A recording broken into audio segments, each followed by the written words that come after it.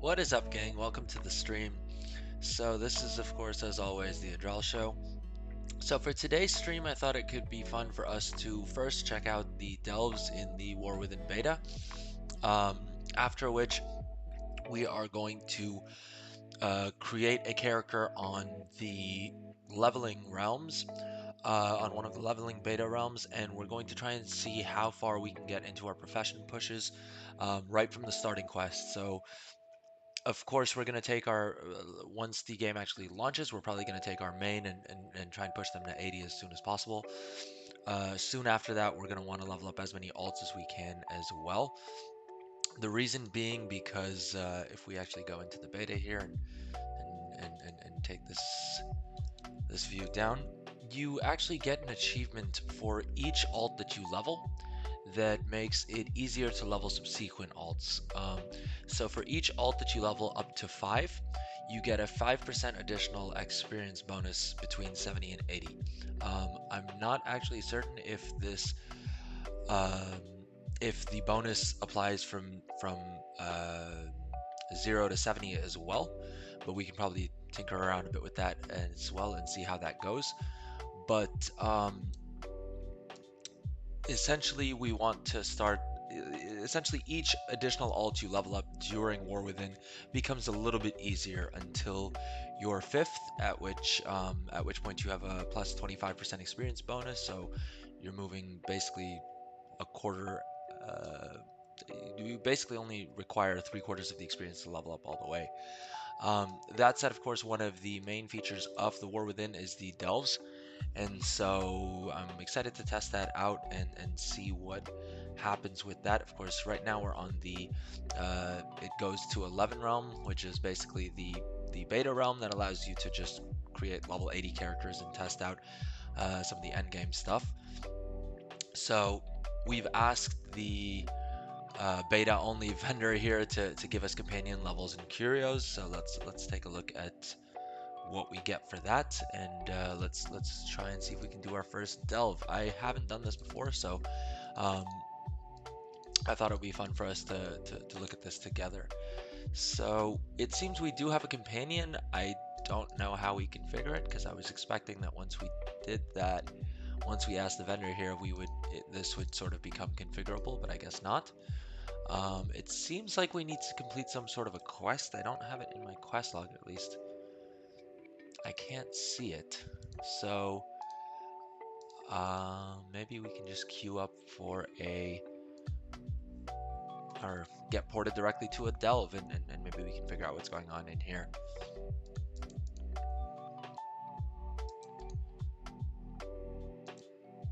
All right, so it looks like we're in our first delve. It looks like there is another player in here. I'm not sure if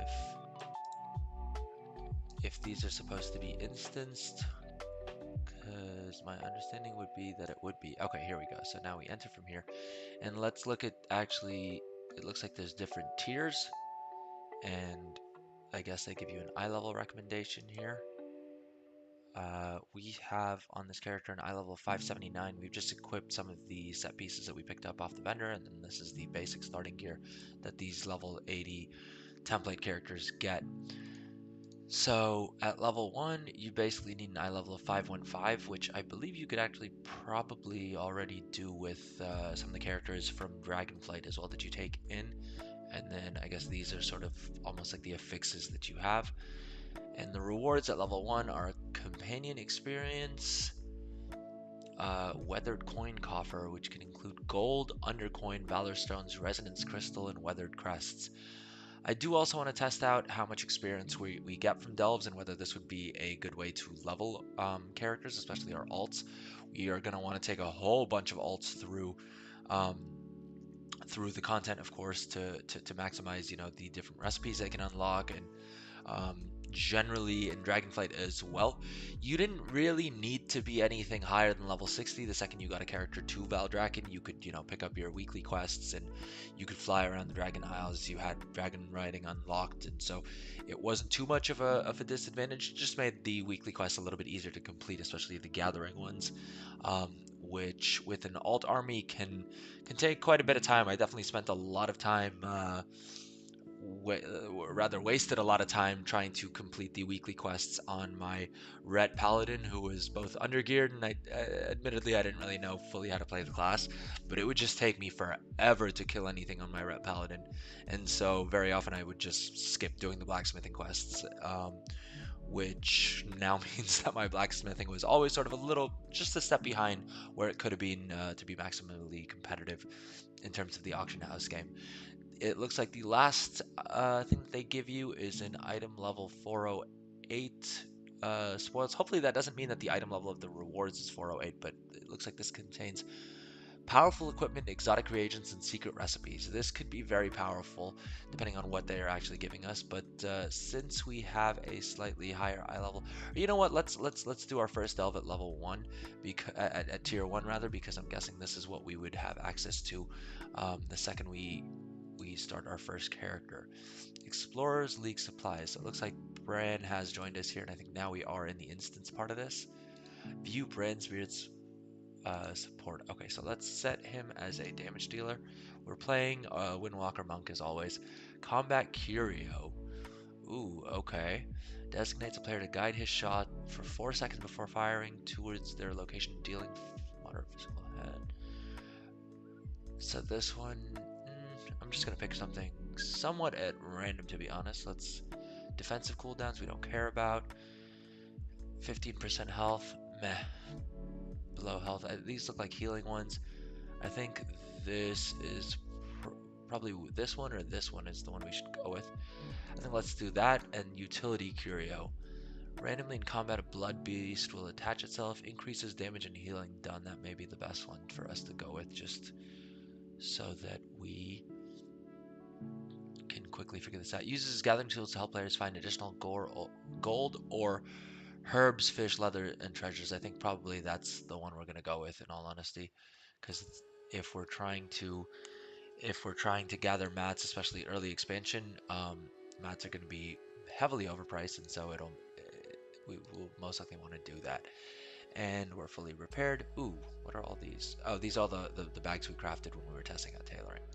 All right, so I'm guessing we jump down into this pit here, and that's how we start the delve, I'm guessing.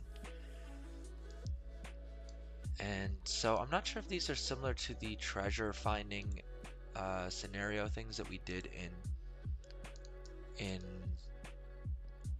I think that's sort of what they're inspired by, the treasure finding scenarios that we did in what's Zaralek Cavern with the dig sites. Let's turn on. Okay, it looks like this is how we aim Bran, I guess. And I guess first thing we need to do is complete 5 Explorers challenges. Not sure if that's the only thing we need to do, or if that's just the first one. Alright. I accept your challenge. Hone my combat skills. Okay, let's test this out. I guess we're already dying. That's not good. Like I keep saying, guys, I am very much a goblin. I try to minimize how much I'm out in the world doing things. I think we jumped onto this mushroom to get us back up here, right? And the other reason that we're probably dying is because we haven't selected any talents. Let's just go with the starter build. Or it's not going to give us a starter build. Alright, sorry, I probably should have done this earlier off stream, but hey, we are where we are. Let's just randomly sort of fill these out.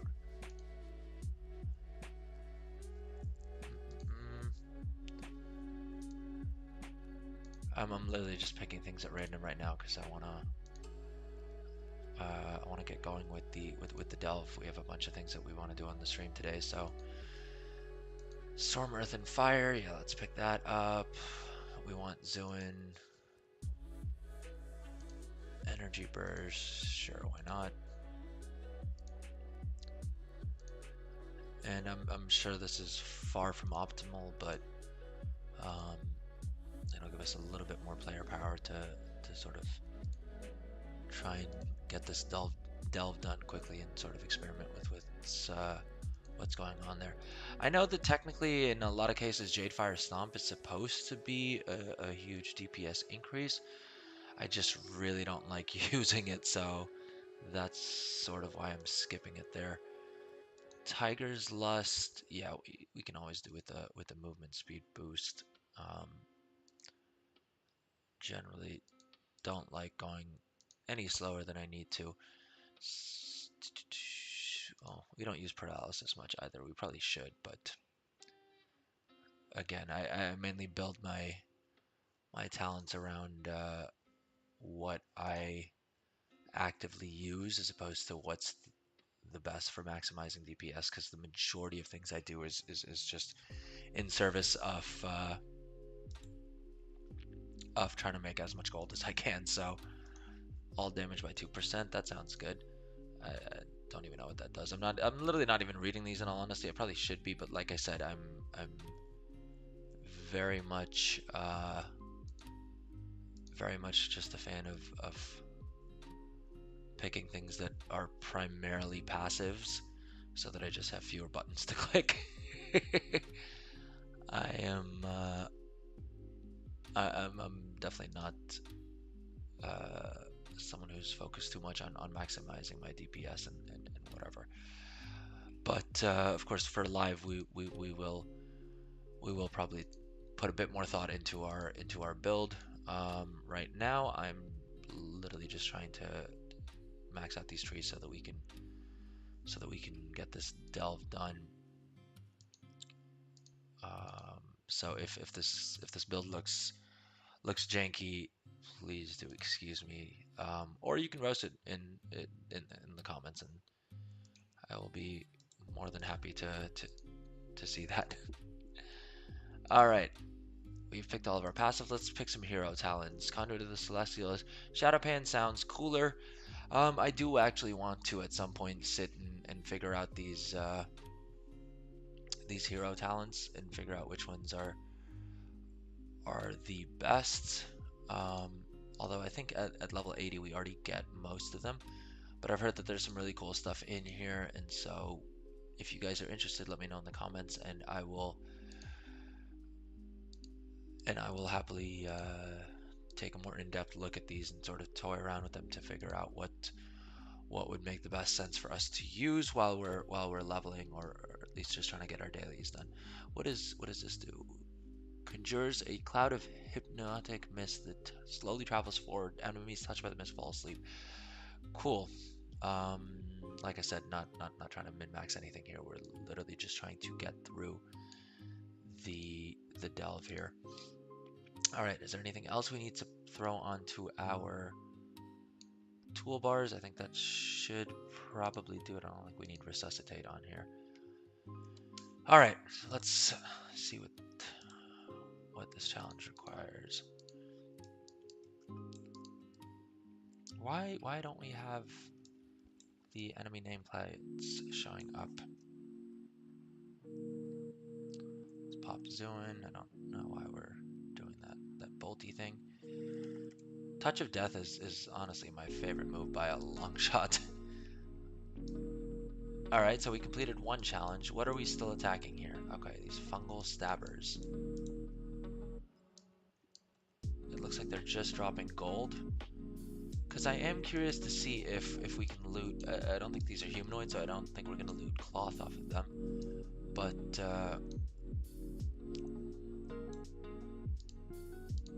why won't it let me heal?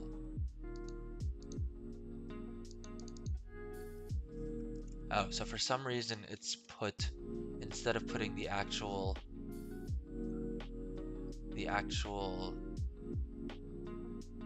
expel harm spell. Oh, okay, so now expel harm is just cast automatically, I guess, with that talent. So, alright, let's close this and let's just heal up real quick. I don't know if this character got any. Oh yeah, okay, we do have food. Let's just quickly eat and get our little agility buff. The reason I'm not doing this stuff on a character that I actually play on live is because the inventories are just way too full. I still need to do my inventory clear out um, on my live characters because my bags are just absolutely swamped right now on live, especially on my main. So I figured let's just start a template character and see how we're going with that. Why is Brand still all the way up there? Isn't he supposed to follow me? Do I need to? Is it because I jumped down? Although I don't know how else they expected me to get down here. I probably rely way too much on Touch of Death in all honesty.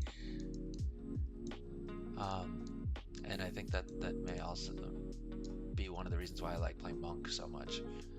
Because it definitely cuts down some of the PvE stuff that I need to do. I don't know what this stone does, but I guess we're gonna find. Oh, it's a respawn point. Good that we discovered that. That's definitely gonna be something we need like right now. I do find it funny that they literally have mobs like spawn camping you. I don't know why the enemy nameplates aren't showing up. I think we probably need to download tidy plates. We may just do that real quick because I definitely feel like I'm fighting in the dark here with without being able to see who I'm attacking and how much health they have. All right, let's quickly grab tidy plates.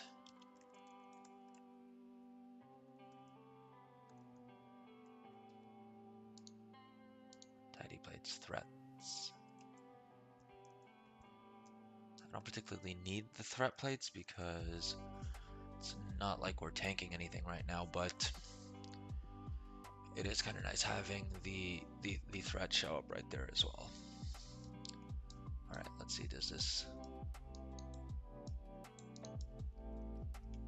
Oh, that doesn't seem to have fixed it. It may just not be compatible with the beta. Yeah, it's still showing as it's updated for 10.2.7, which is the current live version of the game. So it may just not be working on beta, and that's definitely one thing I've noticed is there's a lot of add-ons that aren't supported in beta yet. Let's see if the add-ons even enabled though. Tidy plates. It does seem to be enabled, but it doesn't show up here, so I'm guessing it's just disabling itself or something of that nature. Oh well, okay, let's try and quickly get this delve done so that we can move on to something a little bit more practical in trying to see what the potential path for our alts may be in terms of getting to the capital city, how long that takes, and if we can just go ahead and on a level 70 itself, you know, unlock the professions and already start learning the recipes and then start training profession skills. Because if we can have on day one, like on launch day itself, have a couple of characters with you know, decent levels of skill on our professions, there may be some solid gold to be made just as a first mover.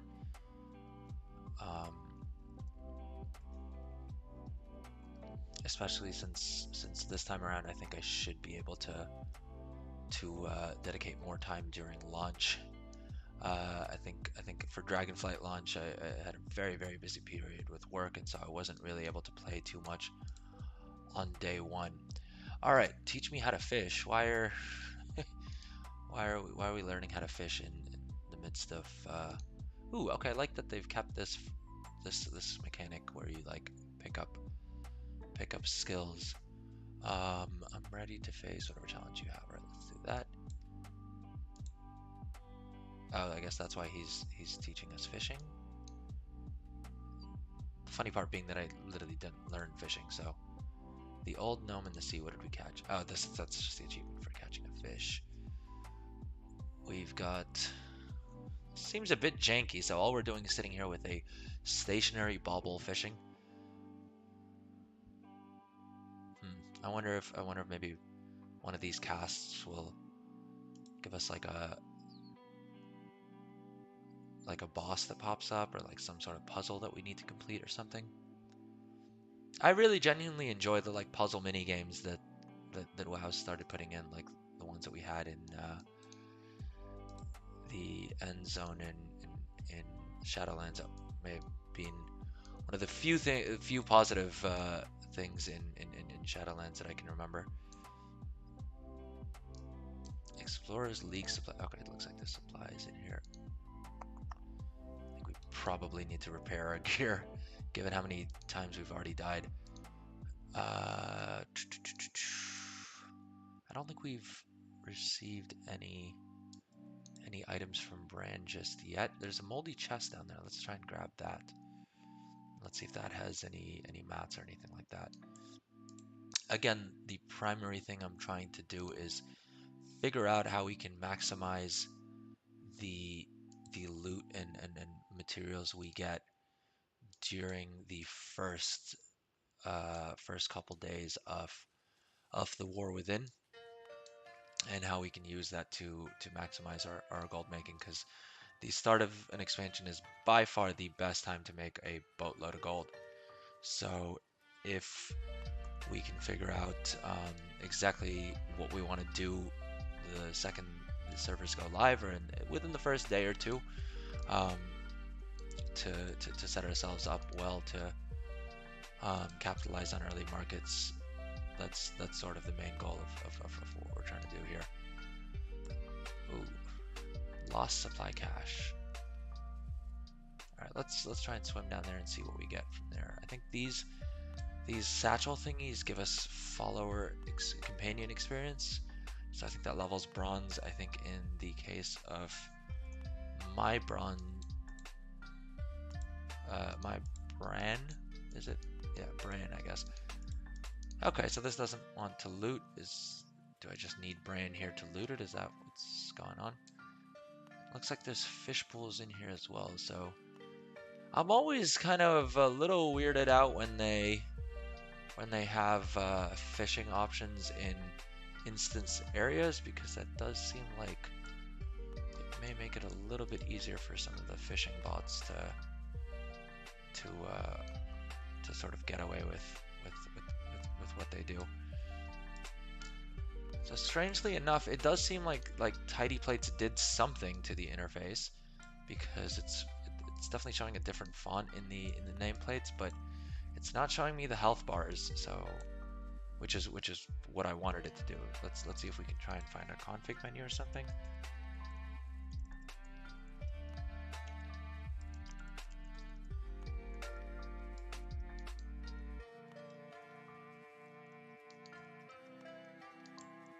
This is definitely a weird mechanic that you need to like set that arrow. You need to hold that arrow for like 4 seconds in order for Bran to correctly attack a mob. Oof. That wasn't very nice. Left that 4-bit thing. I thought we touched a death already, but I guess not. Is it just unkillable? I think it just keeps respawning. Maybe this is sort of like an anti-AFK thing, where it's just you kill it and then it comes back, and so if you do go AFK, it abandons you. All right, let's see if we can figure out. I did try using /tidy plates, but that didn't do anything. So I think the add-on is just not /hub. Nope, that doesn't seem to have done anything either. Let's disable that and let's see if we can get the default UI to do what we need it to do.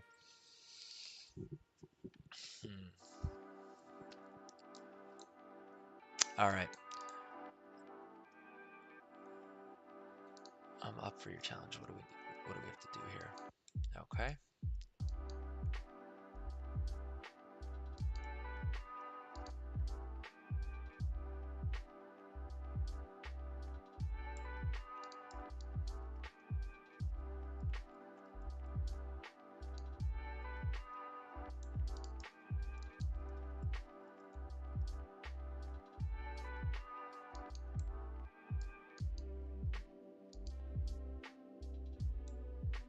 Ice and then fire, so I think that's this one.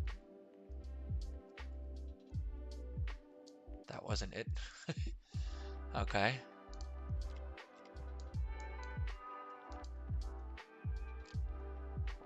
Well, Blizzard, what do you want me to do? Do you want me to focus on the challenge here, or do you want me to focus on killing this stupid store-bit thing? Spore-bit thingamajig.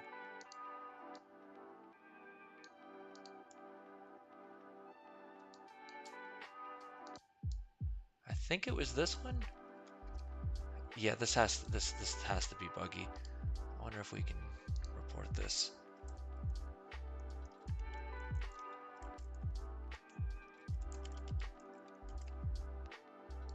I don't know if that offers any help, but hey, theoretically we're playing the beta to offer feedback, so we might as well put in our first bug report. All right, and it looks like we did get that one right in the end. These spore bit things are really freaking annoying, because even when we kill them, it seems like they just kind of move over and respawn there, which is really not fun, because I feel like I'm not actually being able to focus on the challenge or like do what I'm supposed to be doing inside this delve, because I'm just keeping an eye out for if one of those spore bit things is going to show up on top of me. Very strange mechanism if that's intended. All right, Twizzle runabout.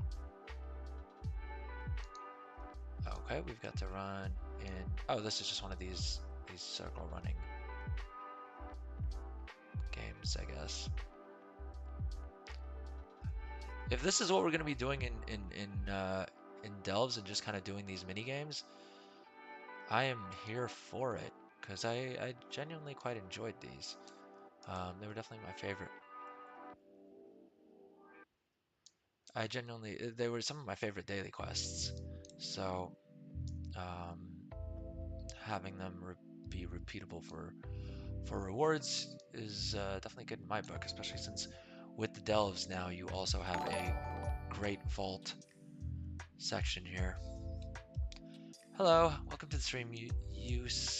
Usadoi 4? Oh, thank you. If you're enjoying the stream, or if you like any of the content, please do drop a subscribe. It really helps me out. Or let me know in chat if there's any questions you have about the beta. Are you playing around with the beta at all? And if not, are there any particular features of the War Within that you're interested in?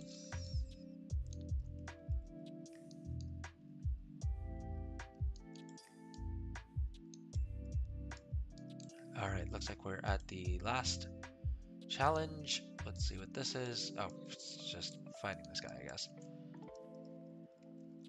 And all we're gonna try and do here is get him to a health range at which we can touch a death. Boom. All right, so we completed all 5 of those, and I guess now we have to kill a boss mob type dude. Ancient artifact. Let's grab another little buff.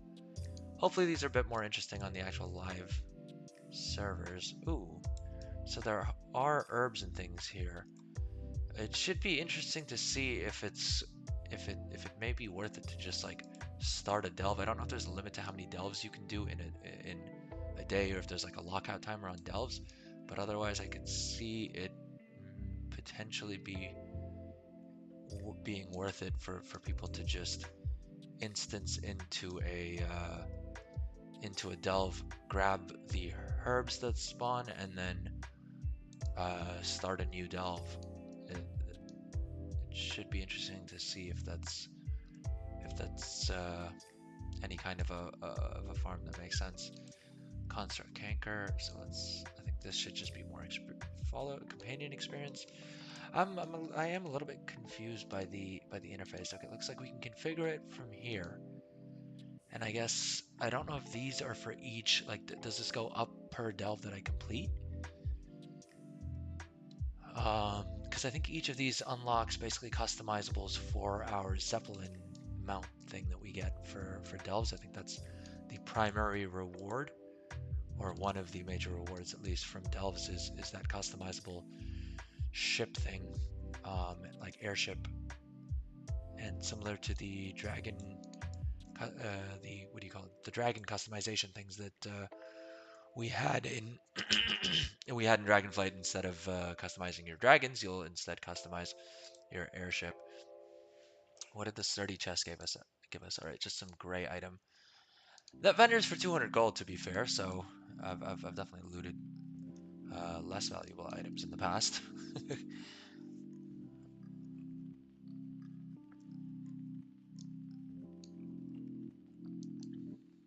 It should also be interesting to see just what sort of level of inflation we can expect in the war within. I think with the warband tabs being as expensive as they are, that should definitely take some gold out of the economy. But at the same point, I mean, I I'm sitting at 40 million gold, and if they ask me to spend about 5 million on warband on my warband bank, um, it's that's definitely an amount of gold that I can make back in a not too difficult period of time.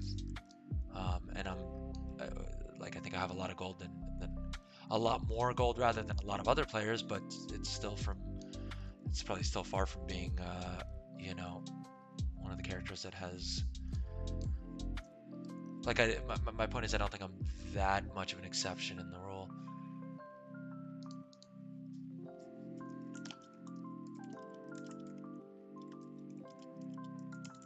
All right, let's just give them some feedback here.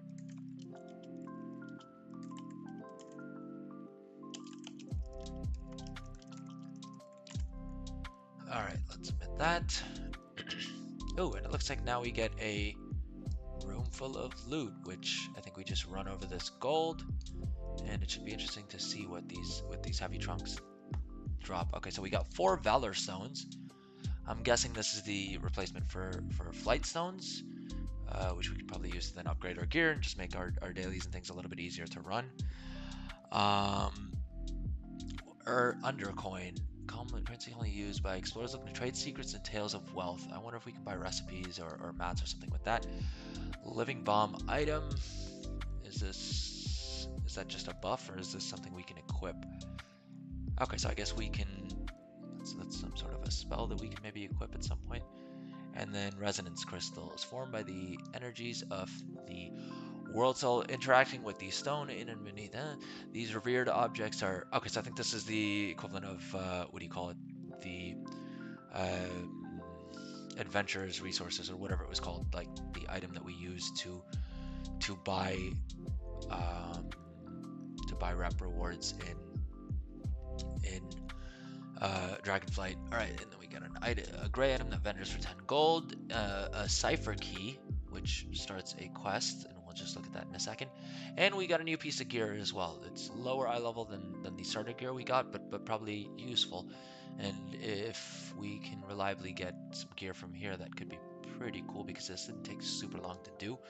Weathered Harbinger crest. Okay, I think these are just the new version of the crest. So you do get crests from doing delves as well, which is interesting. And we did the tier 1, so this is the bare minimum rewards you would get, I presume, from each of from any delve. All right, we have to bring this to someone in Dornogal, which is, I believe, the new capital city. But we're gonna hop on to the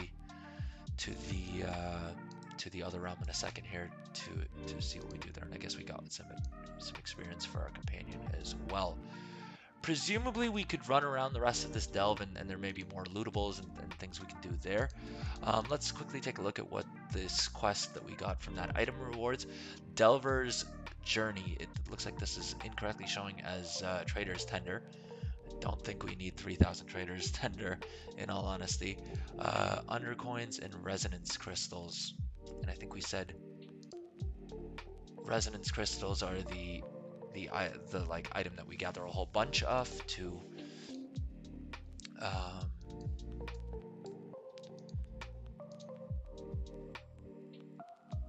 transfer over. I think the crests and the valor stones are of course not transferable, whereas resonance crystals and undercoins seem to be warband transferable. Presumably at a less than 1-to-1 rate, because it is saying that we don't have enough of either of these currencies to transfer them. But that said, it is beta. It may just not be enabled yet. So let's hop on our lever bot here. I think we looted everything here. Looks like we have some mail from the Artisans Consortium. Let's Let's see if we can't loot that and figure out what's going on there. Alright, I think this just ported us back to the start of the delve. And presumably we can leave through here.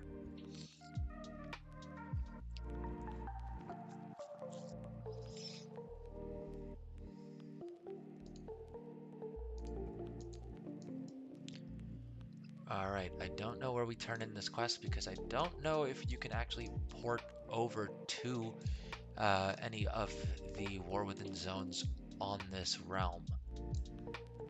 Interestingly enough, it doesn't seem like, and I don't know if this is just me missing it, but it doesn't seem to be that they've actually added the new zones to the physical maps, whereas I did find out that if we come to like Kalimdor, you can come down here and select Kazalgar and look at the individual zone maps. And on the Isle of Dornogal, this is where I was saying I think the capital city is, because of the fact that it mentions, well, A, it says right here that it's the Earthen capital, but also because this is where it appears the trading post is going to be.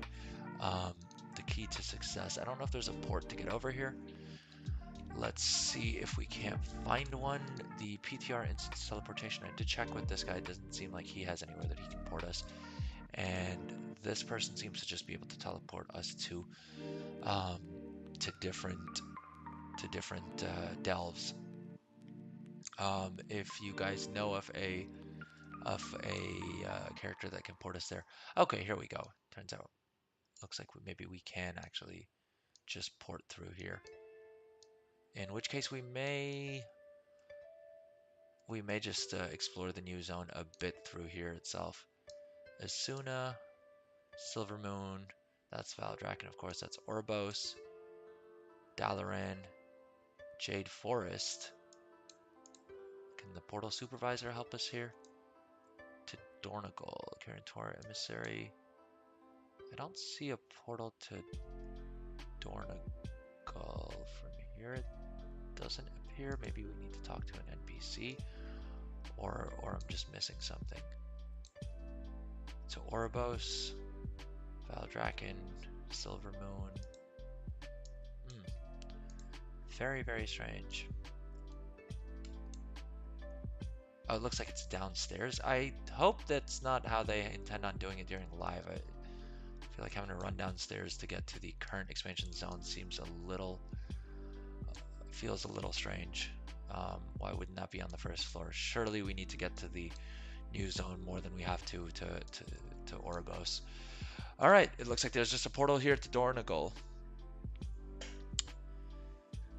If this is the case, it may allow us to sort of figure out what we need to do in the new zone and whatever. Though I do still want to test out. Oh, why is it porting me back here? Presumably, if the server is designed to test out endgame characters, we should have access to the open world as well. Also, so that we can test out the open world content on a level 80 without having to invest like 10 or 12 hours or whatever it is to level a character to 80. Surely they'd get more feedback from players by allowing us to just port to the new zone and test out endgame content. Let's see what's going on here. Maybe because we don't have enough like rep to be here or something, and there's some sort of introductory quest we need to go through. The area ahead is dangerous. Turn back. Can we? Oh, okay. It does not seem to want to let us zone into the new continent. I wonder if there's another way we can get there. Well, we don't really want to do the trading post. I could take or leave really. Don't get me wrong. I mean, I complete everything on a monthly basis for the trading post. Okay, so it looks like we got some of our what do you call it, crafting orders got filled, and we got one more piece of gear for jewel crafting here. Doesn't look like there's any public or NPC work orders up, which, like I was saying on the stream the other day, I think the NPC crafting order should be like locked at a character level, just so that you can sort of be guaranteed that at least a couple times a week you have an NPC crafting order available to your character, so the people who need to get their quests done and stuff can sort of do that without having to like log onto an alt and send yourself a crafting order, because that's how I got those quests done on most of my crafting characters from the majority of Dragonflight. So all right, like I said, I may try and see if we can figure out how to get to those zones on this realm off stream sometime, just so that we're not wasting time on stream. Let's hop over to this realm, which is one of the leveling realms. And like I said, we're not going to use the character that I play on live just because I can't be bothered to clear out my bags. Instead, we're just going to zone in on this level 70 monk template that we created as an earthen, just to see how the new racial bonuses feel.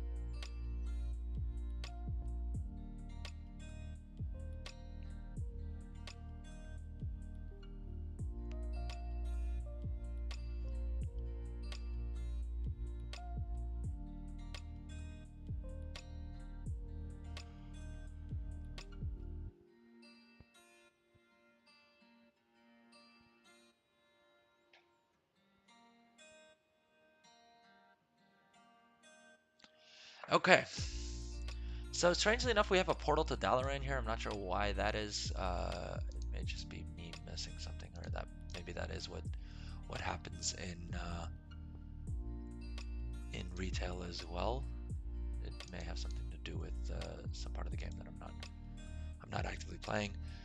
I'm mainly doing this because it looks like this quest gives us some experience. So if we can quickly turn this in and get some experience on this character, that may not be the worst thing.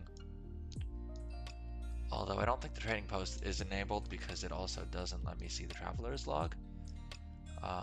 So we're not going to waste too much time on that.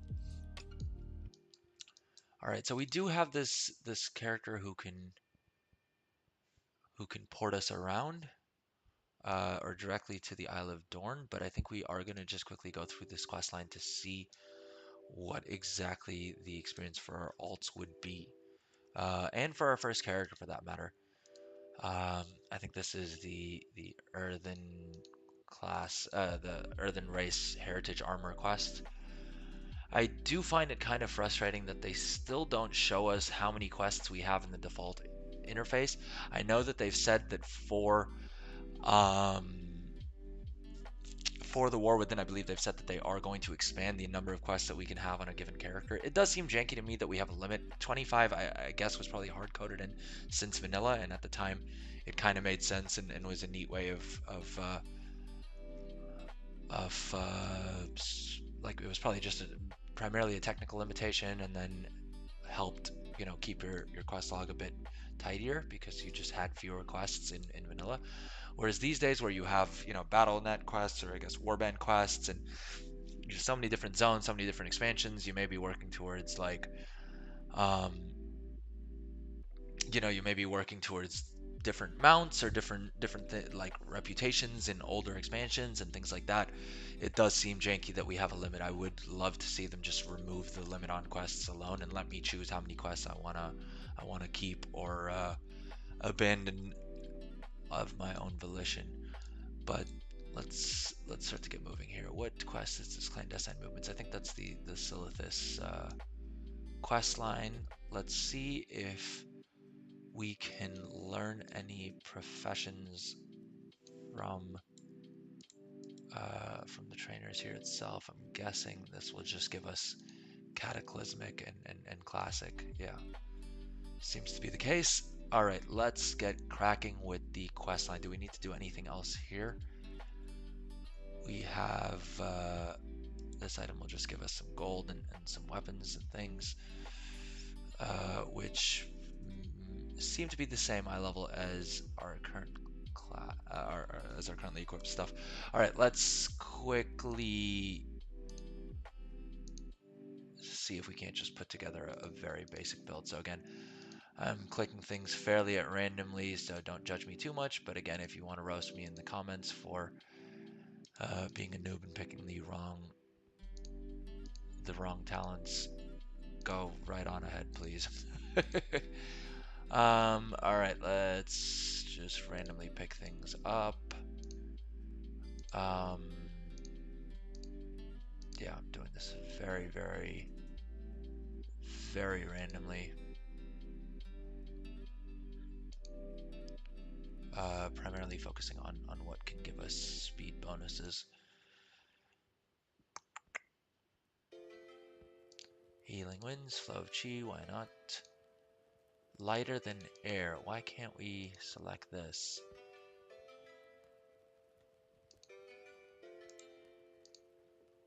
Oh, we gotta put 2 points in there. Okay, I do like that because it seems like it gives us a bonus to roll. Roll is unironically my favorite move as a monk. Just because I like speed things. Ooh, we do want Fatal Touch of Death though. What can we unlearn along the way here? We don't need that, so we can use that to pick up that, and then Fatal Touch. Ooh, okay, that breaks all that. So, can we unlearn that? No, we can't because we need it to have enough skills. So we've got to unlearn one of these. I could care less about that. Oh, we need to still free up one more. All right, let's get rid of that and take this instead. And let's just quickly go down here. Oh, this replaces... Ooh, okay. I do like having Expel Harm to quickly top up my health, but if we have to lose it to pick up other skills, fair enough. And again, I'm just being very haphazard in how I'm placing each of these talent points. I'm not putting a lot of thought into this at all, except for avoiding certain skills that I don't care too much about. Which is not to say that they're not probably the better option DPS wise or damage wise or output wise or whatever. It's literally just because I cannot be bothered to have more buttons to press. All right, so I think that should be good enough for everything we need to do real quick here. It looks like hero talents unlock at level 71. We'll see how much we actually end up leveling this character. My main focus here isn't on leveling, at least not for today. It's just to get to the new zone, see how quickly we can sort of bum rush the capital city and learn our professions and how repeatable that will be for additional characters, and or whether it does make it a lot easier for alts if there's some sort of like account-wide unlocks that we can get done in order to make it quicker to get alts there and port it over. This part of Silithus has really gotten a lot of use. I know I remember being back here for the Heart of Azeroth thing. I'm not much of a lore buff in all honesty, so I'm sure there is probably some sort of significant lore reason why we keep coming back here, but it may just be misinformed of me to attribute it to Blizzard being lazy. I guess the Heart of the Chamber is like the Heart of the Universe or something. I should probably start paying attention during cutscenes. And I remember when I played vanilla, I would like very obsessively read all of the quest texts and like try to understand the storylines and stuff like that. Which is why I was not getting anywhere in terms of leveling. Like I think the highest I got during vanilla was level 30 something, but even that may be being generous. I think realistically it was like level 20, and then the Burning Crusade is when I finally hit max level for the first time on any character, and it took me ages, but I remember I used Joanna's guide and literally did exactly what he did and leveled a hunter. I don't think I went with a troll unless I'm mistaken. I think I went with a blood elf hunter.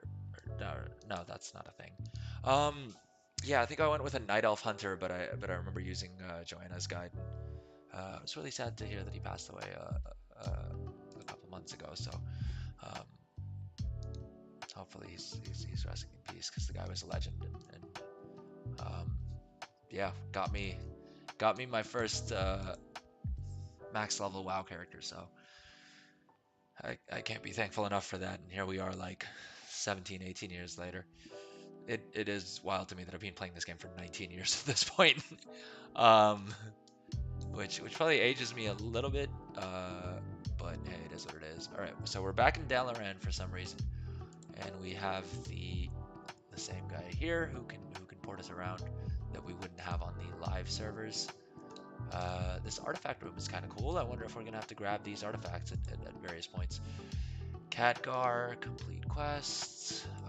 Do I have Leatrix enabled? All right, let's just do the automate quests and automate gossip, because I cannot be bothered to click through all these. Oh. Okay, I think we need to stay a while and listen. We can also sell junk, automatically repair automatically. I guess we need to reload the interface for that, so we'll just wait until we actually need to reload our interface for something. I doubt BTW quest is updated for the beta, and yeah, it doesn't appear to be, so, which is fair enough, I guess. I'm sure they're also in the beta figuring out what quests exist and doing all that fun stuff. What does this button do? While we're waiting for the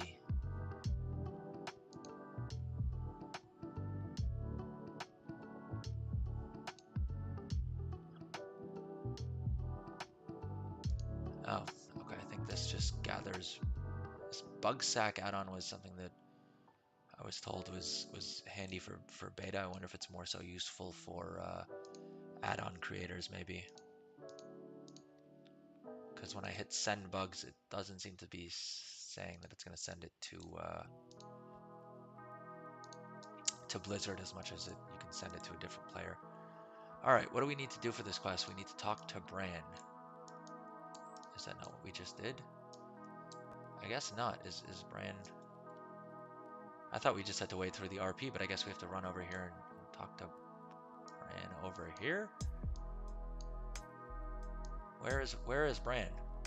Is he just outside chilling and like at the bar in Dalaran? Or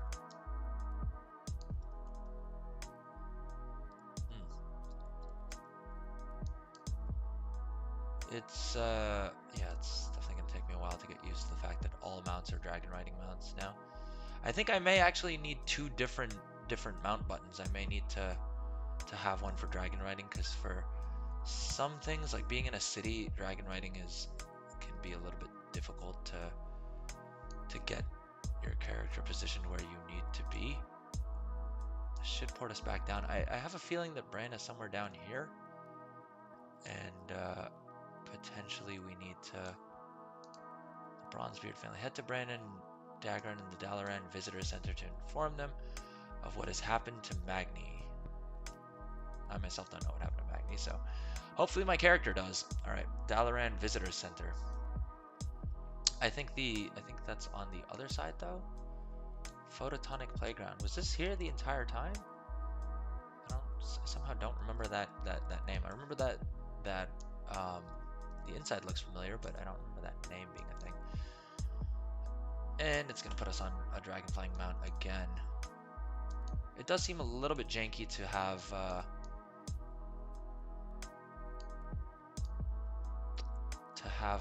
metal horse like that dragon riding. I am curious to see what they do with these with the key, like the different what do you call it, the little artworks that they have on each of these, because these are very dragon focused. Wonder if they'll make it a little bit more generic. All right, where is the Dalaran Visitor Center? I thought that was where we were, but I didn't. Oh, okay, there we go. As usual, it turns out it's just me being a noob and not properly following the instructions. All right, so we turn that in. And at some point, I may actually just, a little bit later in the beta, I may actually time how long it takes to get this done. to figure out which of my alts I want to go through this entire process on for day one. It should also be interesting to see if they have any skips available, though honestly we may not want to skip too much because we would be giving up XP that way. All right, the beta within. Talk to Quester Torzen. Questers or how do you say this? Is this from the German client? Is that what's going on?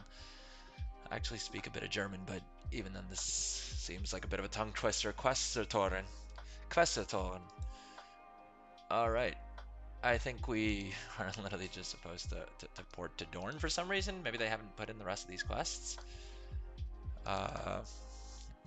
So I guess that doesn't give us a completely straightforward way of testing what's best for our alts to do, but presumably the quest line would be either shorter or longer, and we would get here at some point in any case. But I think this is the first zone we land in, and okay, I guess we have to right click this to escape. And I'm going to try and see if this is similar to Dragonflight, where the second we basically got to the new zone, we could just fly into Valdrakken and start picking up our professions and quests and things. Or if it's like Dragonflight and they have sort of this like beachhead zone where we can pick up professions and things. We do have profession trainer switched on. We can track pets. I don't know what. Oh, war boards are just where you pick up quests. I thought that said something to do with war bands. All right, let's mount up, and I think it doesn't look like we can dragon ride right away here because it is selecting. Oh, yeah, being in combat is probably the main reason we can't mount. Hopefully this isn't a combat bug, and we can drop combat pretty soon here, or we may need to kill this dude. Okay, did we drop combat? We did. Let's see if we can't skyride. Nope, doesn't look like we can skyride to begin with. Let's switch off this Warforged nightmare nonsense. I want to actually see. It's been so long since I've gotten to see my actual ground mounts in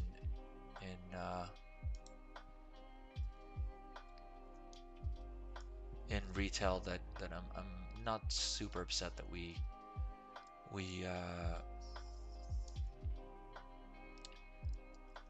have to use ground mounts to begin with.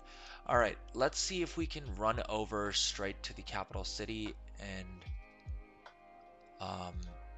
already start talking to vendors and learn our professions and that kind of thing. And this character doesn't have any professions learned yet, but presumably if we can find a trainer, we can do both of those. Now I don't know if it would be more efficient to swim across. Let's maybe try doing that actually. I don't know when we unlock dragon or skywriting in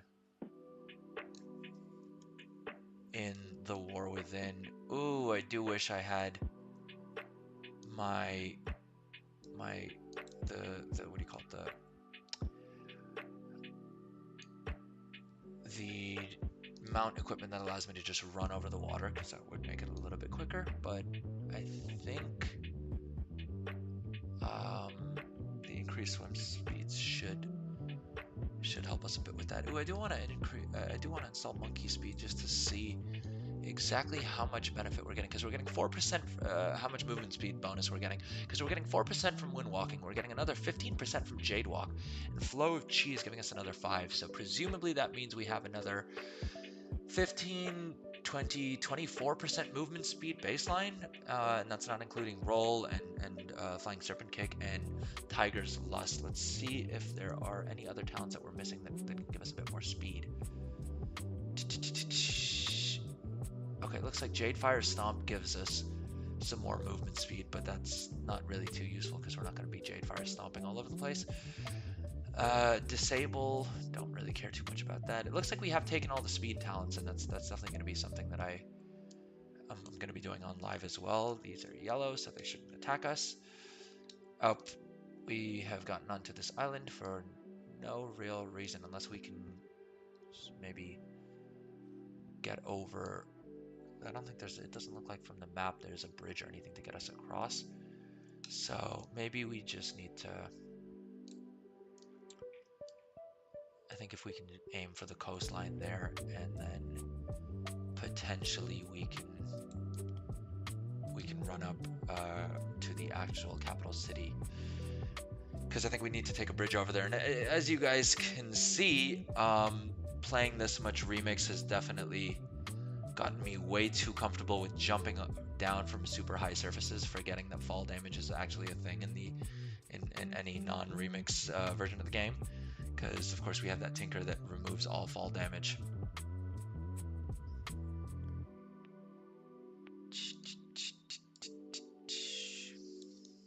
Alright. Okay, it looks like a fairly low-lying bridge, but I don't know if we can get on top of the bridge from that side of things. So I think it's probably just a safer bet to run up to this side of the bridge and run over the actual bridge. But hopefully they don't have like an annoying scenario or something that we have to do at the start on each of our characters, the way they did for Zarelac Caverns. I don't remember what the intro line, quest line for Dragonflight was entirely like, even though I did it on quite a few characters. I think you could literally just hop on the boat and get over, though, especially at least for additional characters. Okay, looks like this guy is level 70, so if he does attack us, hopefully we should be okay and be able to do something. Although now that I'm approaching this gate, I'm thinking that there may be some quests involved before we can access the capital city. Oh, we used our touch of death too early.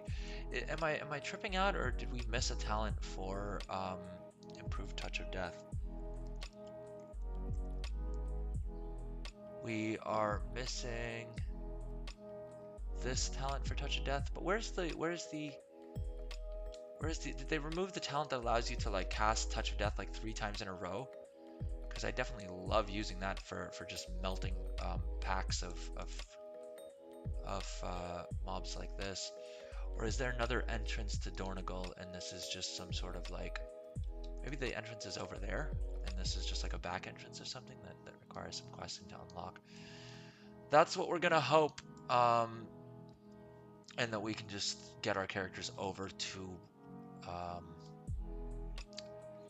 the capital city right from the starting point, and at least get going with everything there, because presumably we would want to take our first, ideally it seems like the strategy would be to actually take characters from 70 to 80 as quickly as possible, because we want to unlock that stacking 5% XP buff.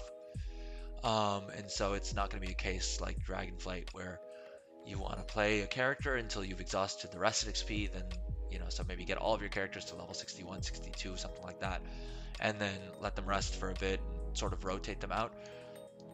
Presumably you may only want to do that with your first 5 characters. I guess theoretically you could do it that way, but it does seem like it may be more beneficial to just level one character from 70 to 80 and then do a second and a third and a fourth and a fifth to unlock that full 25% bonus, and then gradually level the others. Presumably there's some sort of quest for like your daily or weekly first delve, and then maybe we can just use that, but alternatively potentially we could just run our daily dungeon. We're kind of used to doing that now with Pandaria Remix has sort of gotten us into that habit again. Okay, and it looks like we can just run into the capital city, which is really, really nice. Tailoring we've already taken a look at. I haven't tinkered around too much with enchanting just yet, but I think we are going to do that. And war mode supplies, I think these vendors appear to be empty. I don't think we can upgrade any of this gear in any case, and the PvP vendor is also empty here. Irani. Are these mount sellers? Is that what that icon means? And I believe this is the capital city. There's a war mode quartermaster here. A competitor's recipes. All right, let's see what the costs for these are like if they've enabled them. And they have. So this is just straight honor points, I guess. How much honor do we get from your average battleground? The reason I ask is because PvP recipes are super powerful. I keep telling myself this will be the season that I actually bother grinding out Some raiding and picking up a vicious saddle. There are some really cool looking vicious mounts that I really want, but I have yet to actually bother with doing that. Mythic dungeons don't seem to be enabled, but I don't know how much honor you get for a typical battleground. But early game we may even run some battlegrounds. I don't think they're great experience. 15,650 seems like less around the same experience as like a quest. Presumably, if you can get a battleground done, okay, like 1.5 quests it looks like. Presumably, if you can get a random battleground done pretty quick, you pick up this item, you get, hopefully a recipe drops from it, like from the satchel itself. Otherwise, I don't know how much honor we get from each of these. But it does seem like honor is account wide, which could be interesting. I think most likely what we do is we're still probably just going to buy these recipes off of the auction house. And one of the things I'm going to be a little bit creative with is definitely trying to see if I can pick them up on alternative realms. Um, if people are selling these for cheaper on other realms, I may pick them up there using my second account, and then learn them on my home realm, craft a bunch of them, and then sell them on other realms where there's less supply, just to make a little bit more profit out of those where there's less competition.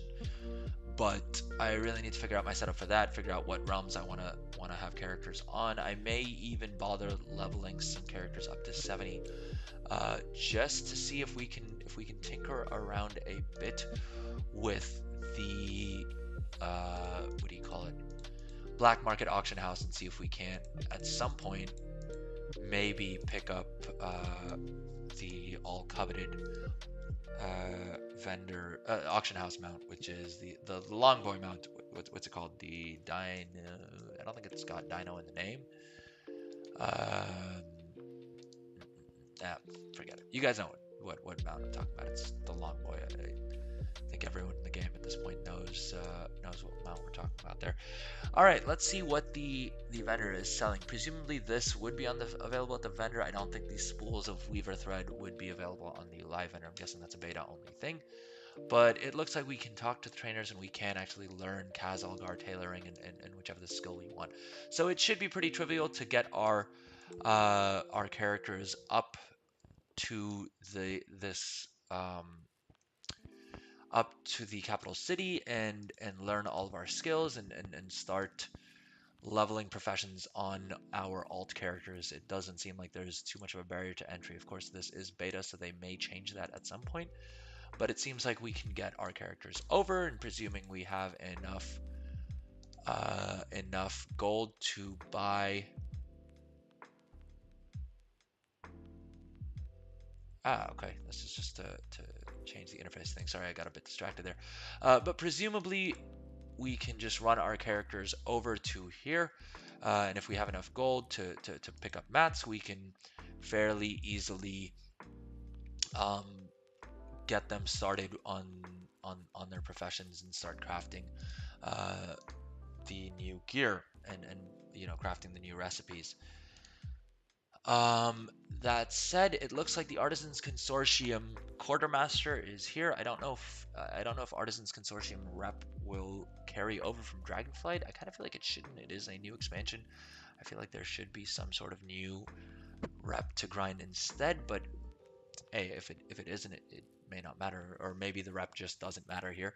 But it looks like we pick up some of these recipes, at least most of the blue profession gear, and then the missives and a couple of enchants and things from this vendor here, Lyrindal, and we use up our Artisan's Acuity for it. Now the Artisan's Acuity, I need to figure out what the other sources for it are. I know that the first craft bonus currently on beta, at least on the level 80 realm, was only giving 1. I'm really hoping that that's just a beta bug and that we get a lot more Artisan's Acuity. This is supposed to be the replacement for Artisan's Metal, and this was pretty hard to come by in Dragonflight, at least early on. Gradually, of course, as you got more rep, you were able to get something like 120 of them, I think, once you're exalted with the Artisans Consortium on a weekly basis. And that is something that I still, even this late into Dragonflight, I'm still collecting because it's still a very valuable commodity. But these recipes will be expensive. I think probably what you're going to have to do is, at least for these are generally a good way to max out your skill. So presumably what you would want to do is figure out what professions are highly in demand on your server and what has minimal amounts of competition, because presumably different crafters are going to pick different ones of these recipes to get first. If we're lucky, we may be able to pick up one of these recipes um, in the first week itself. But we may need to use our acuity to either get our own gear. Um, Things are still not super clear. I think they haven't actually set uh, the mats for this profession equipment correctly just yet. Because if we look at this, for instance, okay, it looks like for jewel crafting they've done it. I was looking at tailoring the other day on the beta, and the numbers didn't really make sense. I think this was the artisan's tailor cloak we were looking at. Yeah, this it looks like they have fixed the fact that we need quite a bit of artisan's acuity. And so we'll need to see what the sources of those are, and I think that will be a meaningful decision that we make at early on in the expansion, is whether we choose to unlock these items and start crafting them for other players, or if we save up our artisan's acuity in order to be able to um, get the equipment for ourselves and be able to guarantee higher level crafts that much sooner. It may also be super expensive to craft these week one, so we may look at doing a couple of interesting things. I think what we may do is we may be a little bit creative here, and we may actually use some of our alts. It really depends on how easy it is to get Artisan's Acuity in the first couple of weeks. Um, but presumably we would use that and so basically what we would do is we would have an alt, not our main tailor or our main jewel crafter or whatever, pick up these recipes. We would have one of our alts pick this up, where we don't care about their acuity as much because we're not trying to max them out week one itself. And we would pick up the recipe on that character and then send a crafting order over from our main character, so that we can use up the acuity that we have gathered on that character. Or presumably, if there are good early sources, you can even sell the acuity for quite a bit. I remember in early Dragonflight charging 40, 50,000 gold to craft profession equipment for other characters using my own artisan's metal on an alt, just because I didn't really value having Artisan's Acuity all that much on that character. That said, I don't think there's going to be too much of that we're going to do in this expansion. I think we are going to be a bit more careful about how we spend our Artisan's Acuity and be potentially less willing to sell it, because we may be able to use it ourselves for more value than anyone's willing to pay us for it. But it'll really depend on what the drop rates for that are and what the acquisition methods are like. It looks like there is a quest to set up a crafting order. It doesn't seem to reward much of anything, at least the first quest. Let's see if okay, now it doesn't even require us to like list the crafting order. I do kind of wish that they had a quest line that sort of took every player through listing a crafting order, because a lot of times in Dragonflight I found myself having to explain very basic details to players, which I don't mind doing, but I do kind of, it does seem a bit like that should be Blizzard's job to do, is to explain to newer players how the systems work, right? All right, let's see what else we can find in this capital city. It looks like that is the faction here is the Council of Dornogal is one of the renown tracks that we will have during the War Within. I want to see if there's any cool vendors that are selling anything of particular interest to us. Looks like that just has drinks. This is a general goods vendor, and again, presumably he has more items available on him than we would have on live, given that it's the beta. Ooh, so these are the resonance crystals that we saw earlier that we pick up from delves. It's warband transferable, and it looks like this is just the guy on which you pick up all of these different ensembles. Um, so definitely for the transmog collectors out there, it looks like there's a lot of different recolors of this set of gear. Ooh, these are kind of this is kind of a cool looking set. Um, they do kind of look like they were designed for the Earthen, which kind of makes sense. This is their capital city. It would make sense that a clothing vendor in the Earthen capital sells outfits that are primarily designed for Earthen characters. I don't spend a lot of time pet battling, but I do enjoy pet battling, and there is some gold to be made, especially with these two items. I know these can sell for a pretty penny.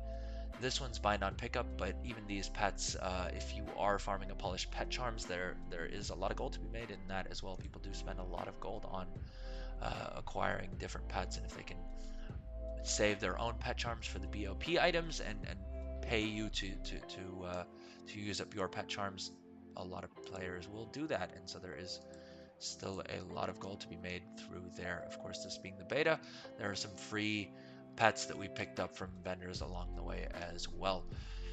All right, let's wrap around this way. Book vendor. Let's see if this guy has anything interesting. Doesn't look like it. Maybe. Okay, now switching off the filter didn't change much of anything either. Let's pick up enchanting because I am going to sort of model this character off of my main who has jewel crafting and enchanting, and I do intend to keep that. Enchanting supplies. So we have enchanting. We don't have a quest yet. Let's see if there are any, if we can quickly level up enchanting a bit on this character, and see if we can't. It doesn't look like there's any public or NPC crafting orders. Let's see the recipes that we picked up. I'm not going to do a full deep dive here and go into all the specializations and so forth, just because we don't really have too much time today. But let's see if this enchanting supplies vendor sells any of the mats we need. They have a bismuth rod, but I don't really see much in terms of them selling mats, so we may actually need to farm our own mats. Heaven forbid. In all honesty, actually what we may do here is, since we have an unlimited supply of gold, essentially because we can just click on this item a whole bunch on this item, and it'll give us 10,000 gold each time we click on it because it's the beta. And it looks like this vendor does have some jewel crafting mats, but they're limited supply, so I don't think we'd be able to level up jewel crafting all that much. But the vendor we looked at earlier for tailoring did have some of the tailoring mats. If those mats are enough, presumably we can craft a bunch of greens and blues, um, and disenchant them on this character itself to try and level our enchanting a bit. Flavored gems is interesting because the Earthen actually have a factional ability called ingest materials that allows you to always have a well-fed buff if you ingest a gem, and it just keeps up all the time. It should add a little bit more demand for gems, though I don't think significant enough to make too much of a difference in the grand scheme of things. But it is an interesting little quirk, and so I wonder if that vendor is going to sell flavored gems that are designed for the Earthen to be able to pick up something kind of cheap that allows them to do that. Weapon trader. Okay, so I think this is just to pick up Earthen style weapons in exchange for the resonance crystals, which are like the adventurer's supply or whatever that currency is called in Dragonflight. Tasty ore bars. I think these are probably more than likely just flavor vendors, and they maybe they'll sell things that allow us to do some interesting things there. This is presumably gem appraiser. It could be interesting if there are maybe you prospect some items that that's maybe when you prospect you get like a rare or a legendary gem that you can bring to the gem appraiser and turn in for some sort of reward. That could be interesting. I really enjoy quirky little systems like that I think add a lot of fun and flavor and color to to professions, and I absolutely loved how much attention professions got in Dragonflight. I'm hoping that means we get some more profession love in the War Within as well. Okay, so I think we've reached now the, oh, never mind. This is where we turn in the heritage quest. Let's see if it requires too many steps, or if we, maybe because it's beta, we can get it done a little bit quicker and run around. Oh, okay, yeah.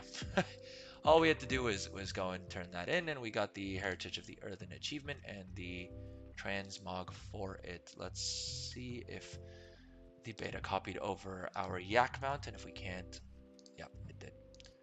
All right, let's see if we can equip that transmog real quick on this character just to see what that looks like. Heritage, heritage, heritage. Inherited gear. Nope, that's not what we want. Heritage of Kaz Algar. Looks like we got 3 different colors. And I actually like this color the most. And it only costs 9 gold to equip that. I wonder, did we get weapons with that as well? I actually have not bothered completing the Heritage Armor quests on any of my live characters. I need to do it on my Blood Elf because I think that's the character I play the most. At the very least, I should unlock it on them. Mist Dancer Sword, I can't be bothered to pick out a matching weapon. It is what it is.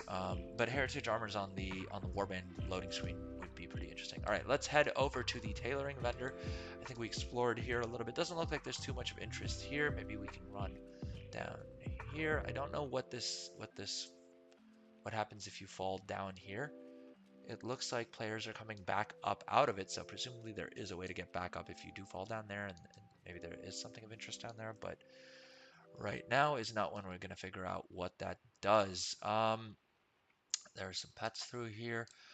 It should be interesting to see. Generally, pet battles don't give too much experience, but I do like collecting new pets, and there is some experience to be had. So probably some of the characters that we level a bit more chill, probably not the day 1 or day 2 characters, um, but probably some of the characters at least we will be taking through some of the pet battles and that sort of thing.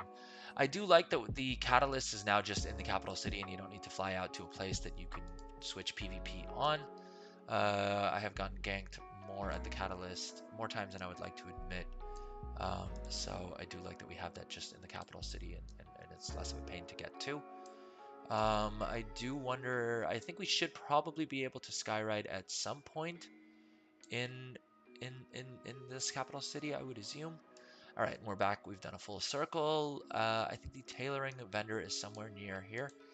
And I'm hoping spool of weaver threads are enough to get us to be able to level up tailoring a bit. But let's go ahead and train tailoring. We can always unlearn it later if it's not giving us what we need it to do. Spool of weaver thread and spool of, what is it? And weaver cloth bolts are both craftable from here. Glimmering haste, ruined bismuth rod. So it seems like we just need a bunch of storm dust to be able to level up enchanting. I don't know if there is an auction house here. I'm hoping that they have added an auction house to the capital city here. It looks like we start off with 500 out of 500 concentration, which is also interesting because that means that presumably our characters all have access to concentration right from the jump. And hopefully that also does mean that we start off on each character with full concentration. That could be very powerful week 1. It may mean that what we want to actually do as soon as possible is get all of these characters over to this capital city and start using up some of the concentration right from day 1 itself, because this does regenerate slowly. So maybe what we want to do is get our first character here, use up a ridiculous amount of concentration, but then be able to guarantee some sort of low level um, guarantees, some rank 2 items or something that players may be interested in purchasing from us.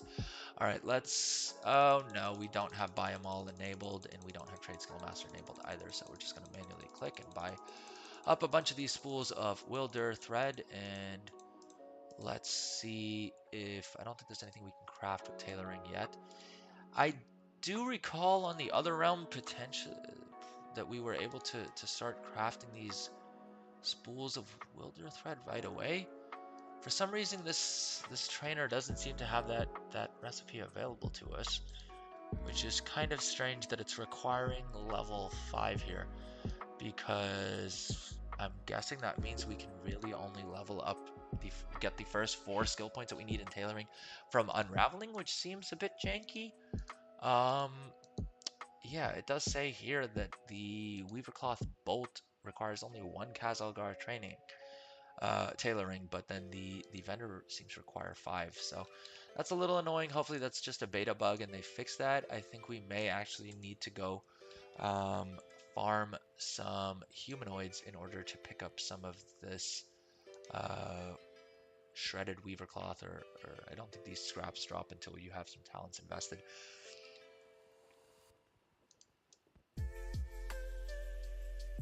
All right, let's see if we can find an inn to set our Hearthstone to. Silver Dornogal Rod is showing up as an item on the map here. I wonder if that just means we can buy it off of them. Is that what's going on? Is it just telling us that we can buy them here? Or... I wonder if they give us free starter green profession equipment like they did in Dragonflight. Maybe not.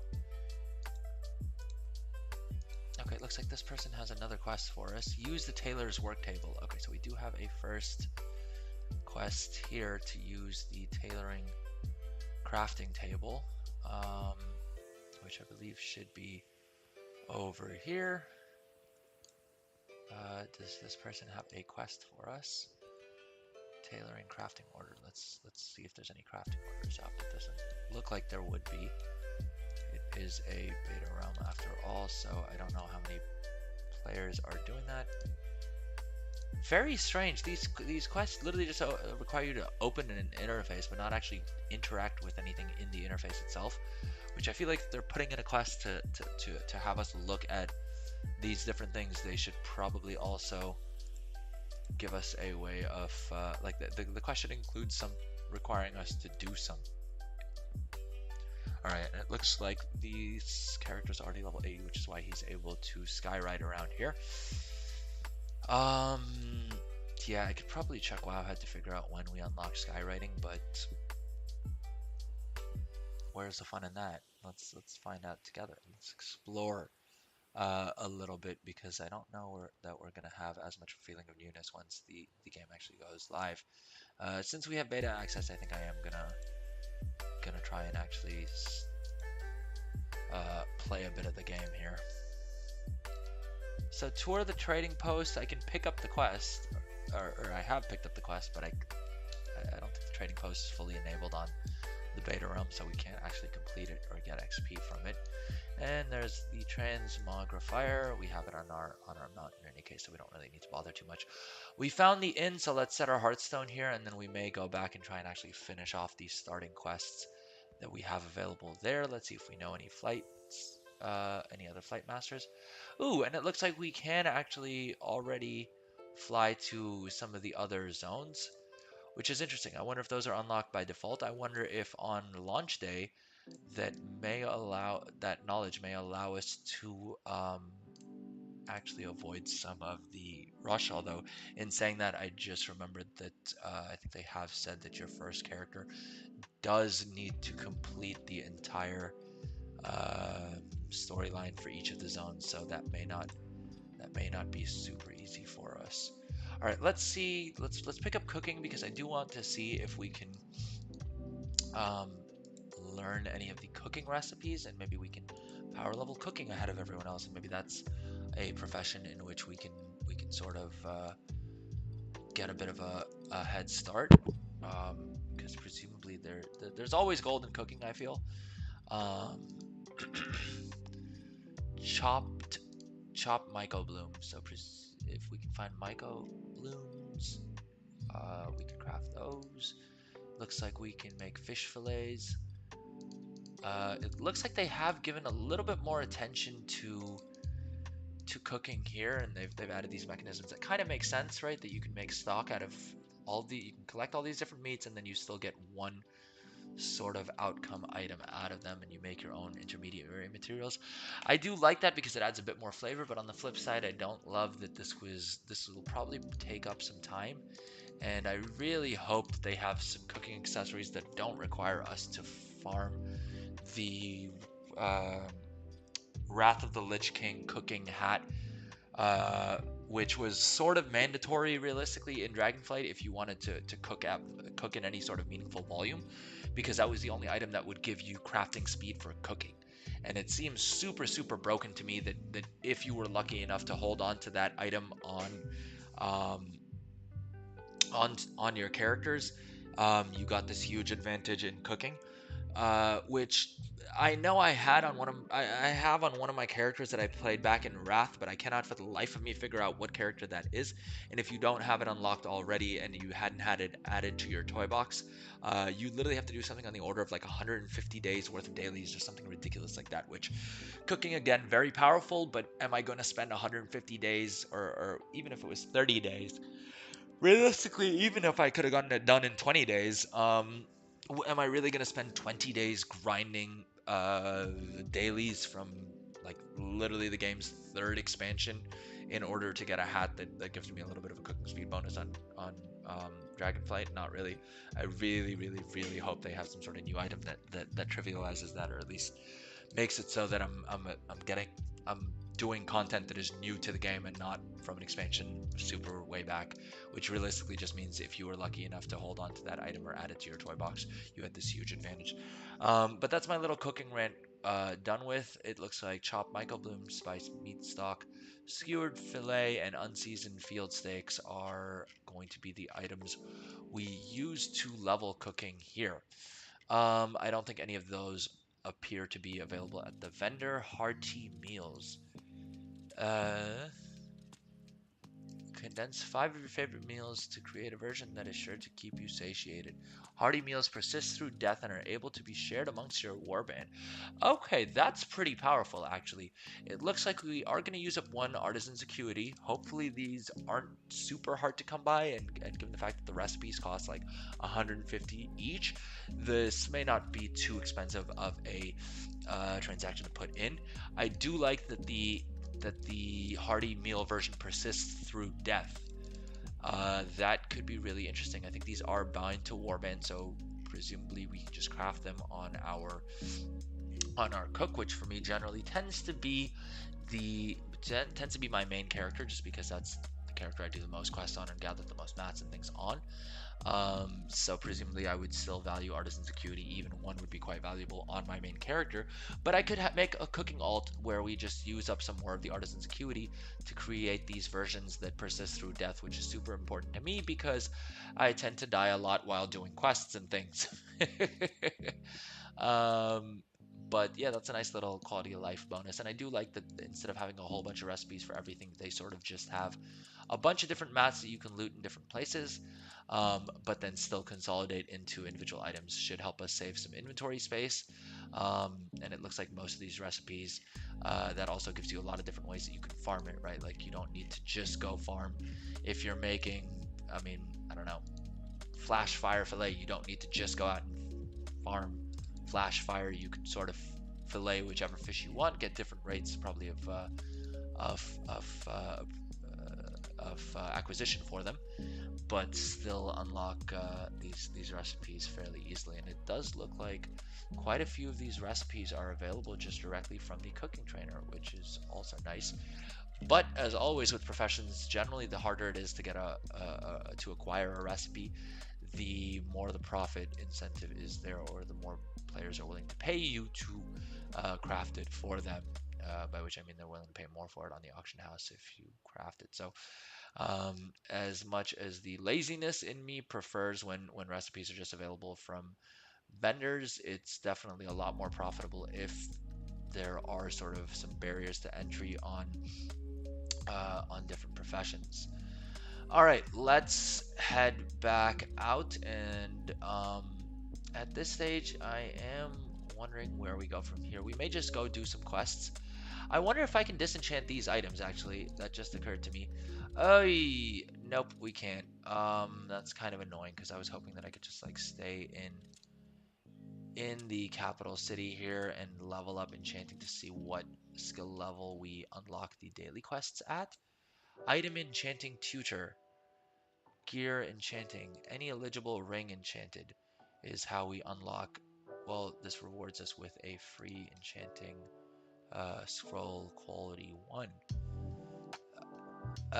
Interestingly, it doesn't seem like we have learned any ring enchant, so I don't think we can actually complete this quest just yet. Let's see here. We have a glimmering haste enchant that we can apply haste to our ring. Okay, never mind. I take that back. We do have a ring enchant that we can learn. It seems to keep showing me where I can pick up, where I can buy, I guess, a silver Dornogal rod. I could actually put out a crafting order for our enchanting gear, but I do want to see naturally how we get to that level. I'm guessing no one's gonna craft it with their with their mats. I'm also curious if they still give us the option to be able to let the crafters supply their own um, artisan's acuity. It doesn't look like. It looks like it does allow us to sell, right? You do not have to provide enough of this reagent. Okay, so this they're keeping the same. So we will have to find someone who either doesn't value um, their artisan's acuity as much as we do, so that we can just buy it off of them. These green items we are going to try and want to unlock for our characters as soon as possible. These I still sell at a profit. Even at this stage in Dragonflight, there is some gold to be made from these. So that's definitely an item that's going to continue to provide profits throughout the entirety of the expansion, because new characters that have just been leveled, you know, they want to learn professions, they want to catch up as quickly as they can, and even the 2 Dragon Isles enchanting skill that it offers is helpful, right, for a brand new character. Let's see if the current expansion filter is working for this. Yep, it looks like it is for enchanting at least. But these ones we would just pick up off the auction house, or realistically idly craft them for ourselves. And they'll give us at least a little bit of an enchanting skill boost. These ones, of course, we will have to get crafted for us. It's interesting to see that for enchanting, it looks like there is an epic item that we can craft. It will be interesting to see where we get these ringing deep ingots from. It looks like they are purchasable on the auction house, so presumably these are made by blacksmiths, and we can just buy them early on. I think it may be a better use of our ingots than to craft this item. It would be interesting to see. I do kind of wish that they had, you know, when you craft the order quality for it, it could be interesting if like the rank 5 was the epic, and the rank 2 was like a blue. I wonder if they have a mechanism in which they can sort of make that happen. The reason being is because I would be interested in knowing if we can, um, if they did that, it would allow us to, at least early on in the expansion, craft the blue version and then just get it recrafted later on into the epic version. Whereas in this case, it looks like if we were to craft this blue version, we don't really get a refund on these mats, and when we craft the epic version later on, we have to again reinvest those same mats. Now, that isn't to say that that isn't what we end up doing on live, because it may just be the case that the Ringing Deeps ingots are going for, like, I don't know, 50,000 gold a piece or something like that. So, you know, we may be willing to spend 50,000 to get the lesser version and get our plus 18 skill, and then once we have more mats available to us, so the mat prices have come down a bit, we are okay to at that point, you know, craft this one instead for the additional bonus stat that we want. And it looks like this time we'll have crafting speed. We don't care about, right? I'd rather spend an extra second crafting something. Ingenuity is probably what we're going to want.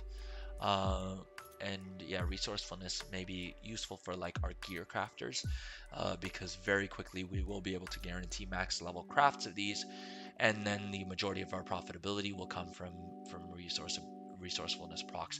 For our enchanter, we will almost certainly want ingenuity, and just as a reminder, ingenuity is sort of the replacement for inspiration, not completely, because it works a little bit different.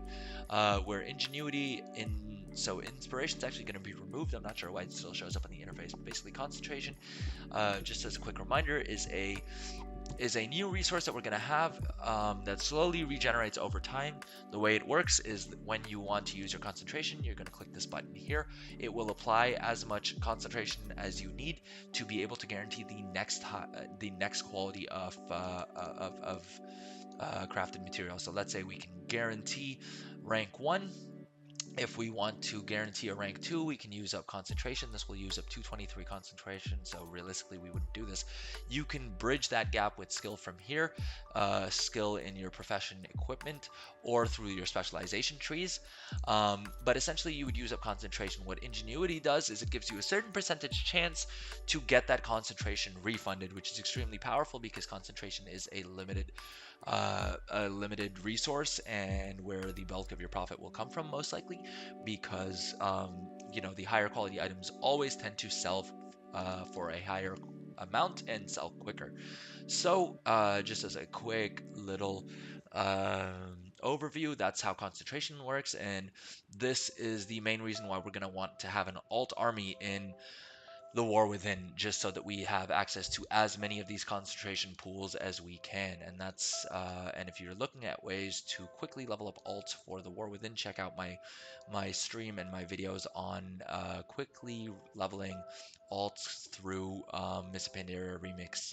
You can get a character from 10 to 70, so a brand new newly created character, or all the way to level 70 that will convert into a regular retail character ready to enter the War Within zones in 3 to 3.5 hours is how long it took me to do 2 characters at once, but you can do it in as quickly as 2 hours. So let me know if you guys want me to do more in-depth videos about that. I'm thinking I may actually edit and make some shorter form content about both of these things. Let me know in the comments or in chat if you guys would be interested in seeing that, or if you think it could be of use. I'm still very much learning how to edit videos and some of the tools that are available to me, learning how to use those to create shorter form videos that I think may be a little bit more useful to more people than these sort of long, unwieldy, like 3-4 hour streams that I have a habit of doing. I For that reason, I'm actually going to probably keep today's stream a little bit shorter. It just makes it a little bit easier to edit down, and I would assume a little bit easier for you guys to watch as well. I have started trying to add timestamps into the YouTube video. So if you're watching this on Twitch and you want to be able to skip around in the video to different parts where I'm talking about different things, check out the YouTube channel. If you're on YouTube already, let me know in the comments if the timestamps are helping, if you think there's too many of them, if you think there's too few of them, if you'd like me to be a bit more granular and have sort of smaller jumps of time, because even now with the timestamps that I have set up, it still may reference like a 30-minute long piece of the video. All right, let's see if we can quickly find. I don't think we saw an auction house anywhere here, and unfortunately I don't have the auction house mount on retail, which means I don't have access to it on beta. I don't think we passed an auction house. Presumably we have it switched on here and it would tell us where the auctioneer is. Let's actually take a second to just quickly Google that and see if we can't find out whether Dornogal has an auction house in the beta. Okay, it says it does have an auction house. It doesn't mention where that is. We saw the trading post, we saw the professions. It doesn't look like they're as neatly gathered as it is in Valdrakken. The empty fireplaces have inside. Ooh, player housing. That could be interesting. Let's see if there's any other results for this that maybe tells us where the auction house is. The Coreway. The main entrance to the underground area. Now, it doesn't look like this is a Blizzard map. I think this is a map from one of my add-ons, and I would be interested to find out whether that's because Blizzard just hasn't given us a map for Dornogal just yet. My map interface is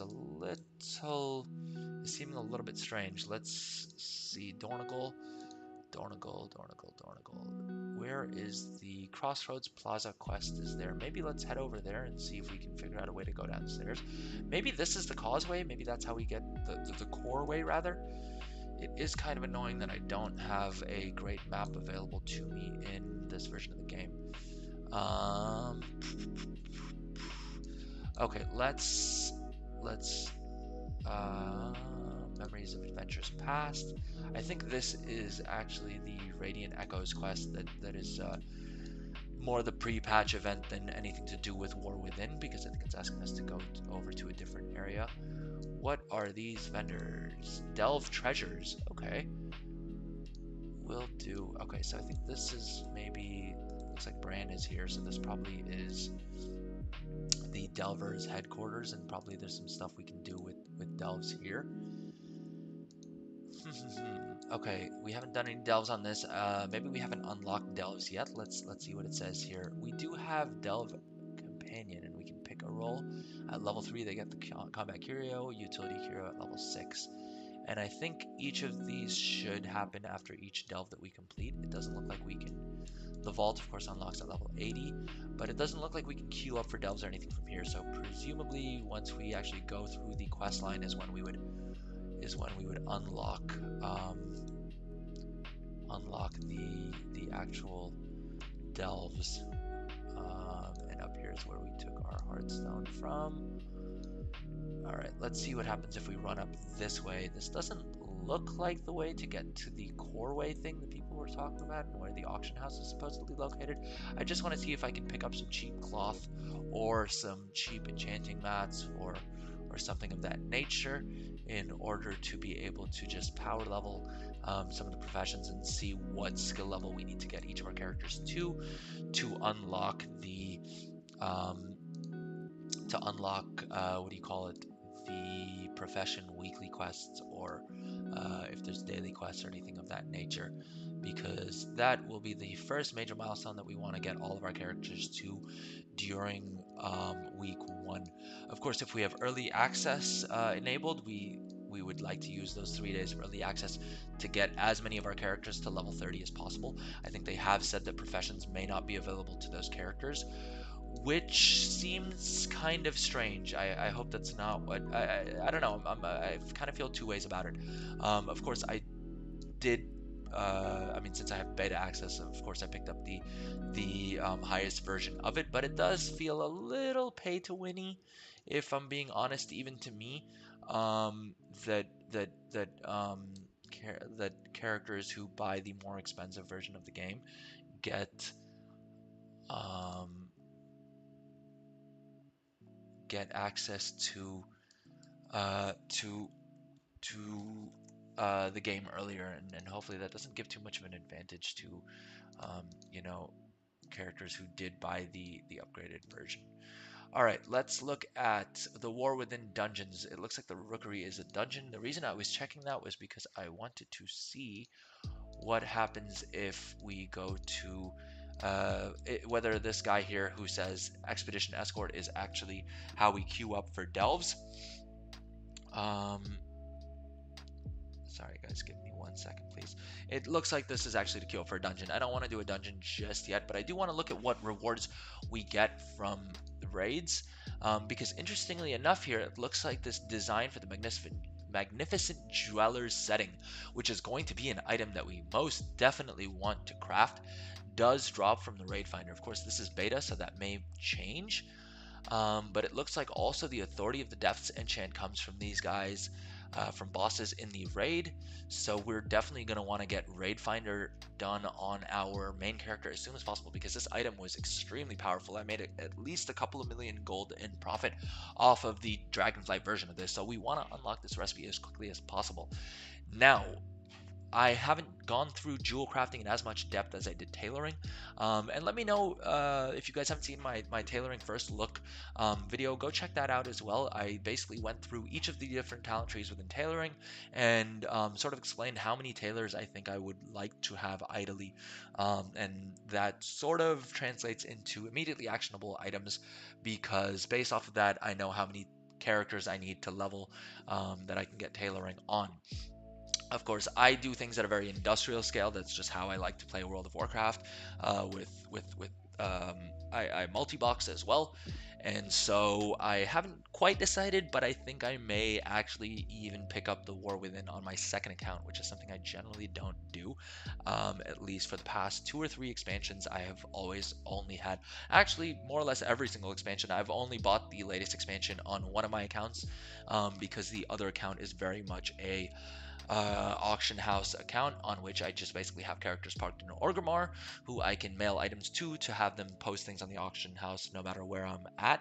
Um, that way, freeing up space on my main characters, as well as allowing me to keep logging in and out of different characters to do different things. And so I have one account that I actively play on, and the second account is sort of just for auctions. That said, I have been tempted because I am leveling level 70 characters on that account as well. I'm going to have an alt army on that account as well. And so it does kind of feel like maybe I like the characters that I take less seriously, or it does kind of seem like there would be a little bit of an advantage to having a bunch of level 70s that have access to the War Within as well.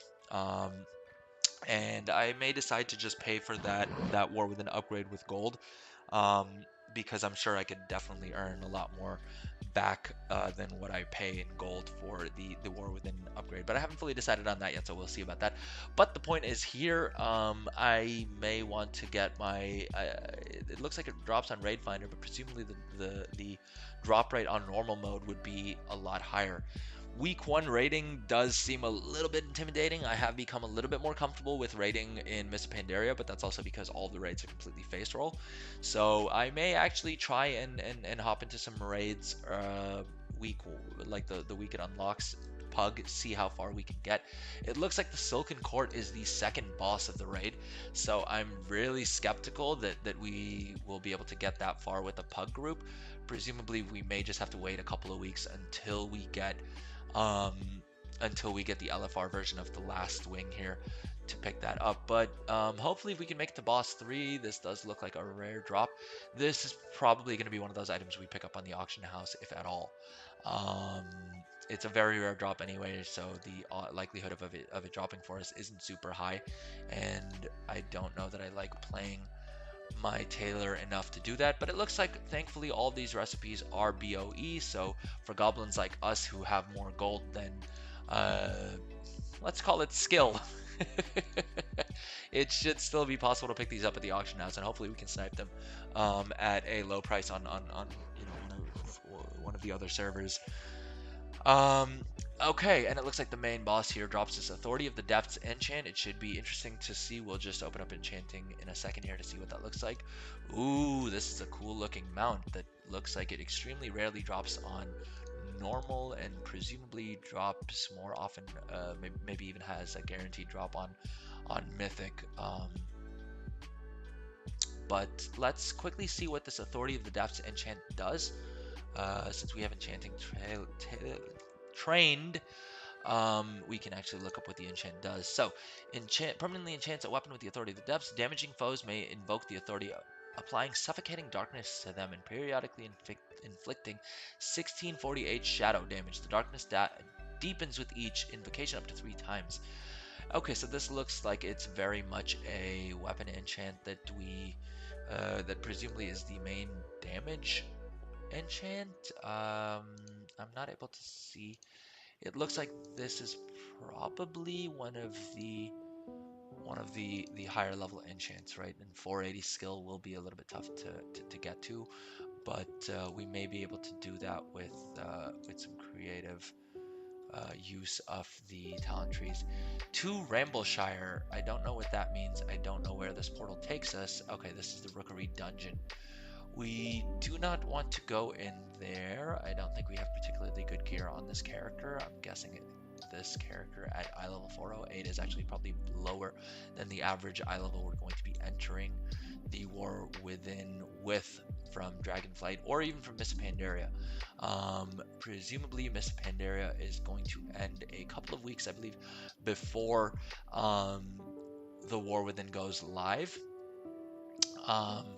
So that may mean that that should ideally mean that we get enough time where our characters from Mists of Pandaria Remix are converted to regular Dragonflight characters, and we can take them through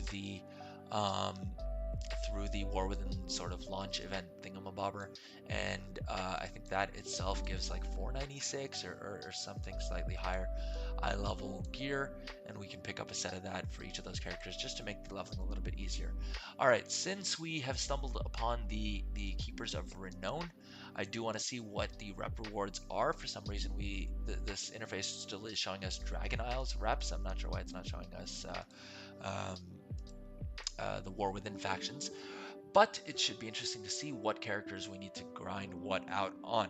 Now, it looks like the pattern for the Stormbound armor kit is available on this uh, from this rep. It is a little bit annoying that we need to use Artisan's Acuity to buy these recipes. I'm guessing that's very much an intentional idea that it sort of limits how quickly we can get these, and that Artisan's Acuity, really drags things out and makes it a lot harder to sort of have some of these recipes week one.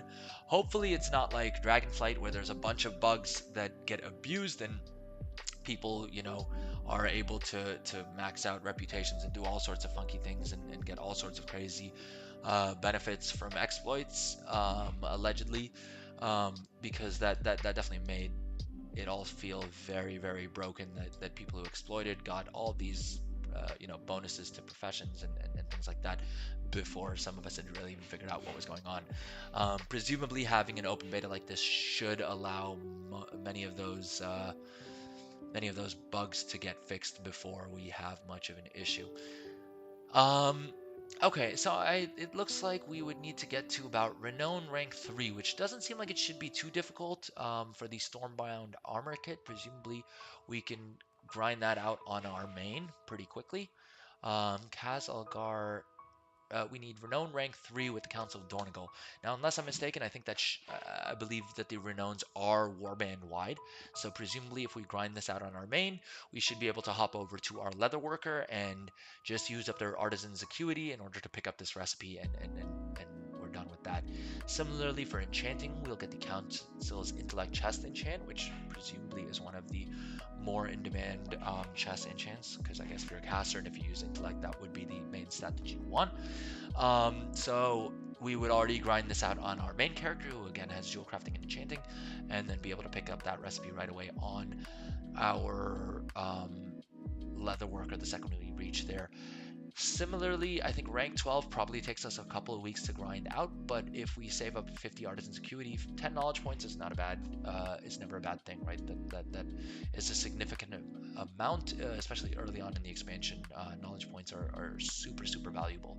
But it looks like those are at least 2 of the reputation rewards that we get from this faction. I do wonder if there's like a console command that I could use to see a similar interface for the War Within Renowns, just so we can sort of look through what the different Renown tracks are and what we unlock by completing each of them.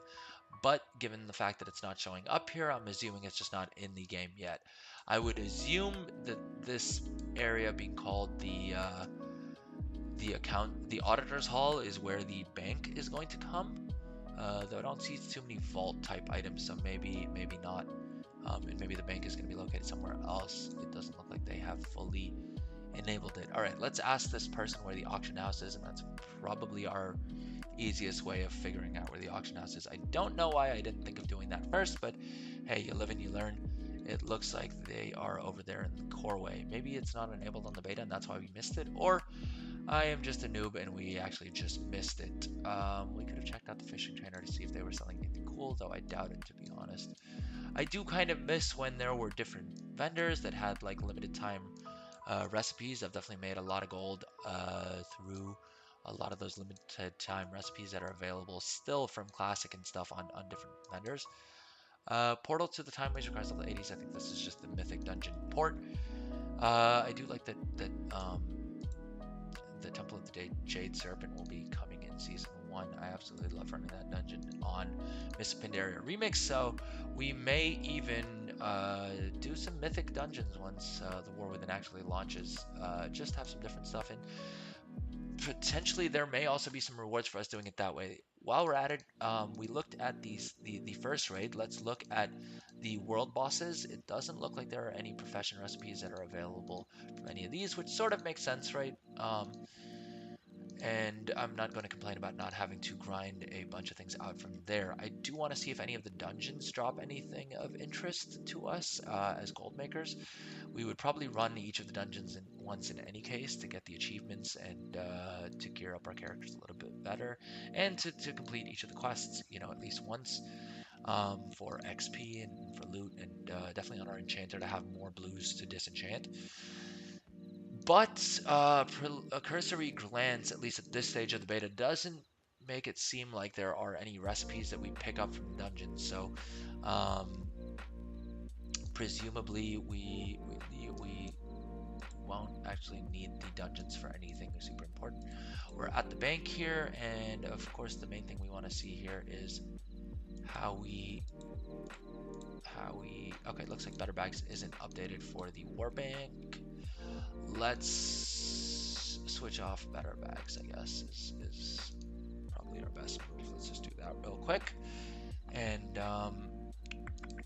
I wonder if that'll take the auction house off of our map, the little pin that the, yep, okay, we still have that.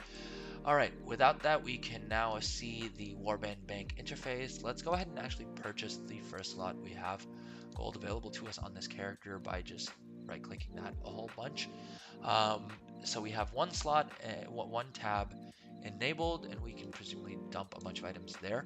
It's interesting that this enchanting tool is okay, it serves as a rune enchanting rod. I guess that's why it's equipable. The other interesting thing that I actually just noticed is this is a gray item. It's a plate item. We're on a monk, so we can actually only use leather. But I think if we right-click this, it will automatically become available to all of our plate items that characters can equip. And here we have the token exchange. We have the Great Vault, the Guild Vault. So this is actually where the bank is, not over there where we thought it was. All right, let's run over to the auction house and see if we can pick up some cheap cloth or some cheap enchanting materials, or if we can pick up mats for any of the professions and kind of power level it a bit to see if there are any quests up. And yeah, it looks like we just missed it earlier on, but this is where the auction house is located. This is probably where we're going to be spending a lot of time, but it definitely does make it a lot easier to level up professions when your auction house and trainer are in the same place. All right, let's filter by current expansion only and see if anyone has been nice enough to throw up super cheap items. It looks like herbs, well, there's only 2 available, so that's why. Basically, beef, we can pick up a bunch of cooking materials, presumably. Let's pick up, like, yeah, let's buy out the auction house of basically beef. I think we can use that in cooking to make steaks, right? Basically beef. Yep, we can. All right, let's pick up all of this. I don't know if that'll be enough to get us to max level on anything, but ooh, the enchanter's hat is available. All right, let's see if glittering glass, presumably that's come from jewel crafters destroying things. Bismuth bitterling. Ooh, multiple fish to gain additional fishing benefits. Okay, looks like there's some fun stuff there. Sushi special. Okay, so this is a platter item. While I don't think the beta is a great place to figure out what things are actually going to cost, I think it may give us a bit of an indicator of how rare things are, very, very, very roughly. All right, let's actually filter down a bit here. I do want to see what recipes are on the auction house, because this, presumably people aren't farming things super hectically, and it's a much smaller player base probably on beta than that's actually actively playing the game. So it looks, but it does seem to indicate that recipes like this may not be that hard to acquire, whereas some like these may be a bit lower drop rates, right? And so it may just be a bit tougher for us to gather those.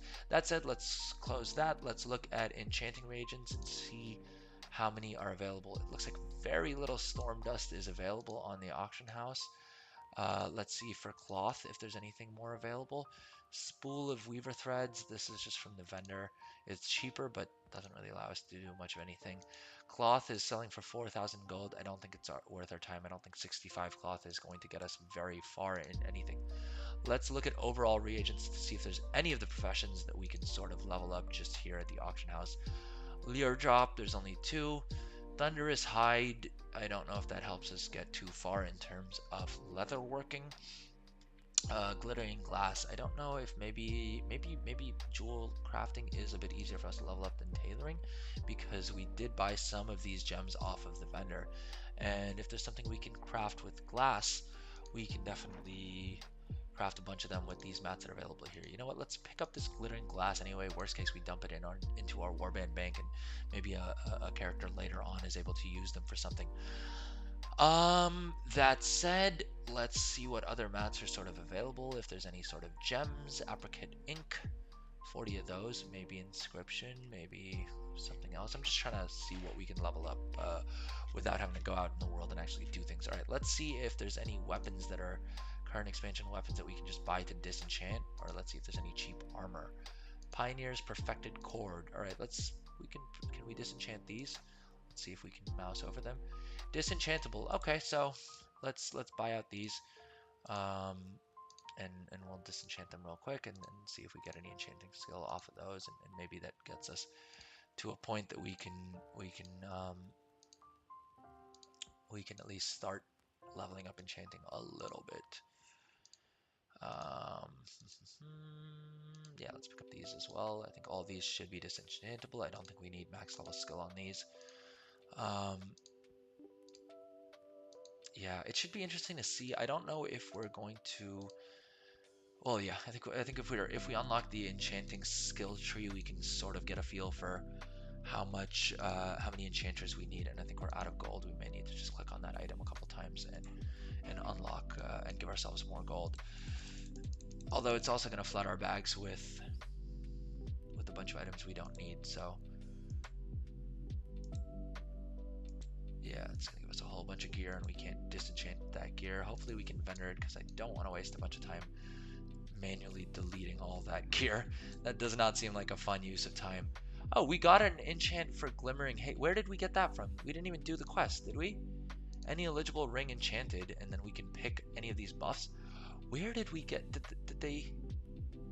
Oh, okay. So I guess the enchanting vendor itself gave us that item to use on our ring. All right, so let's complete that quest, and then we get one more enchant. It doesn't really matter which one we enchant, I suppose. I don't think we're gonna get a skill point off of that, because why would we? And we'll go turn in that quest in a second. Let's see if we can't find a. Okay, looks like the vendor is just the turn in is right here, so let's just go do that. And let's also see if we can find a vendor to sell all of this gear that the game gave us for no reason. I think versatility and crit are the best stats, at least right now. In the what do you call it? In the current version of the game, item enchanting to tutor. Okay, is there a vendor in here? I think that's our bank, and I think that's the delves area. Let's just mount up. Did we not favorite our vendor mount? Okay, let's do that so we can try and see if we can sell all of those useless greens we picked up from the box item. Okay, God bless. We can actually just vendor all of these items.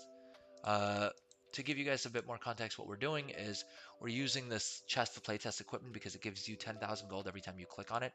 And I want to buy a bunch of greens and blues off of the auction house to disenchant so that we can sort of power level enchanting just a little bit. And it seems like that's the only profession that we might be able to pick up mats just directly off of the auction house for. Doesn't look like there's too much of anything else available on the auction house. Of course, this is the beta auction house, so there aren't really a bunch of characters that are engaging with the auction house system in good faith.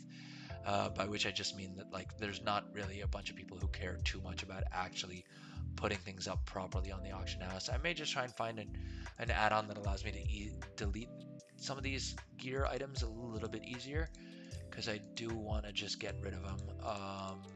And I don't have the patience to manually click through and delete each of them. But we may need to use that item a couple more times to just give ourselves more gear. The basic problem is the vendor doesn't want any of these items, and I don't have more bags to expand my bank space, and I don't want to. Well, I can't throw them into the warband bank even if I wanted to. All right. Luckily, these just require the yes confirmation. I don't need to like type in the fact that I want to delete these to confirm. All right. Here's our mailbox. Let's open up all the auctions that we won. I am wondering if we want to load Trade Skill Master real quick, because we haven't enabled the add-on just yet, but Trade Skill Master's disenchanting interface does make things a lot easier to see what, at a glance, what we can enable and not. Okay, so it looks like we do have Trade Skill Master enabled, actually. It's just not loading, so I guess it doesn't support the War Within, because we don't see the interface showing up here. For some reason we can't use this pet, so I'm just going to go ahead and delete this item, free up some bag space. Let's look at enchanting. 15 Storm's Dust for each enchant does seem a little bit steep, and we need 20 to do our Ruined Bismuth Rod, which we want to do because that gives us a little bit of bonus enchanting stuff. All right, let's go ahead and start disenchanting these items. I think the drop rates won't be super accurate. The nice thing is, even though these are plate items that we're disenchanting, we are unlocking the transmog for them account-wide, which is kind of nice. I presume probably at level 80, we will at some point unlock these items in any case. Like, we will be buying these items in any case in order to gear up our characters. At level 80, we probably will buy a set of like the starter gear, and so we'll probably unlock the transmog for this in any case. But it looks like we're gathering gleaming shards. Interestingly, one thing to note is that in the War Within, enchanting materials do also have qualities. In Dragonflight, we sort of enchanters had, in some ways it was a benefit, in other ways it was definitely a bit of a disadvantage that you didn't have qualities on enchanting materials. On the plus side, it meant we didn't really have to worry too much about what eye level we were disenchanting, because you kind of got the same quality mats from whatever you disenchanted. At the same time, it was a bit of a disadvantage because it was that much harder to hit for a lot of to hit max skill level for a lot of recipes, and it meant that Blood Elves had a bit of an advantage. I wasn't complaining because my enchanting is on a Blood Elf, but I know for other players that may have been a little bit annoying. And it looks like we hit about 10 skill level just by disenchanting, which is nice. But the other nice thing is that we also got 4 of these fleeting arcane manifestations. Now, presumably there's a limit to how many of these would drop per character per week, but that means that there is an advantage to disenchanting a whole bunch. Presumably these aren't infinitely farmable. That said, knowing how buggy things can be when things go live in Dragonflight, early Dragonflight, it may mean that there is an easy way to farm up a whole bunch of enchanting knowledge points early on in the game. And so interestingly, it looks like each of these, it looks like the acquisition rate for Artisan's Acuity, this may be closer to live, where it gives you 5 Artisan's Acuity per knowledge point you gain. And sorry guys, just give me 1 second. I just need to hit my air conditioner real quick. I will be right back.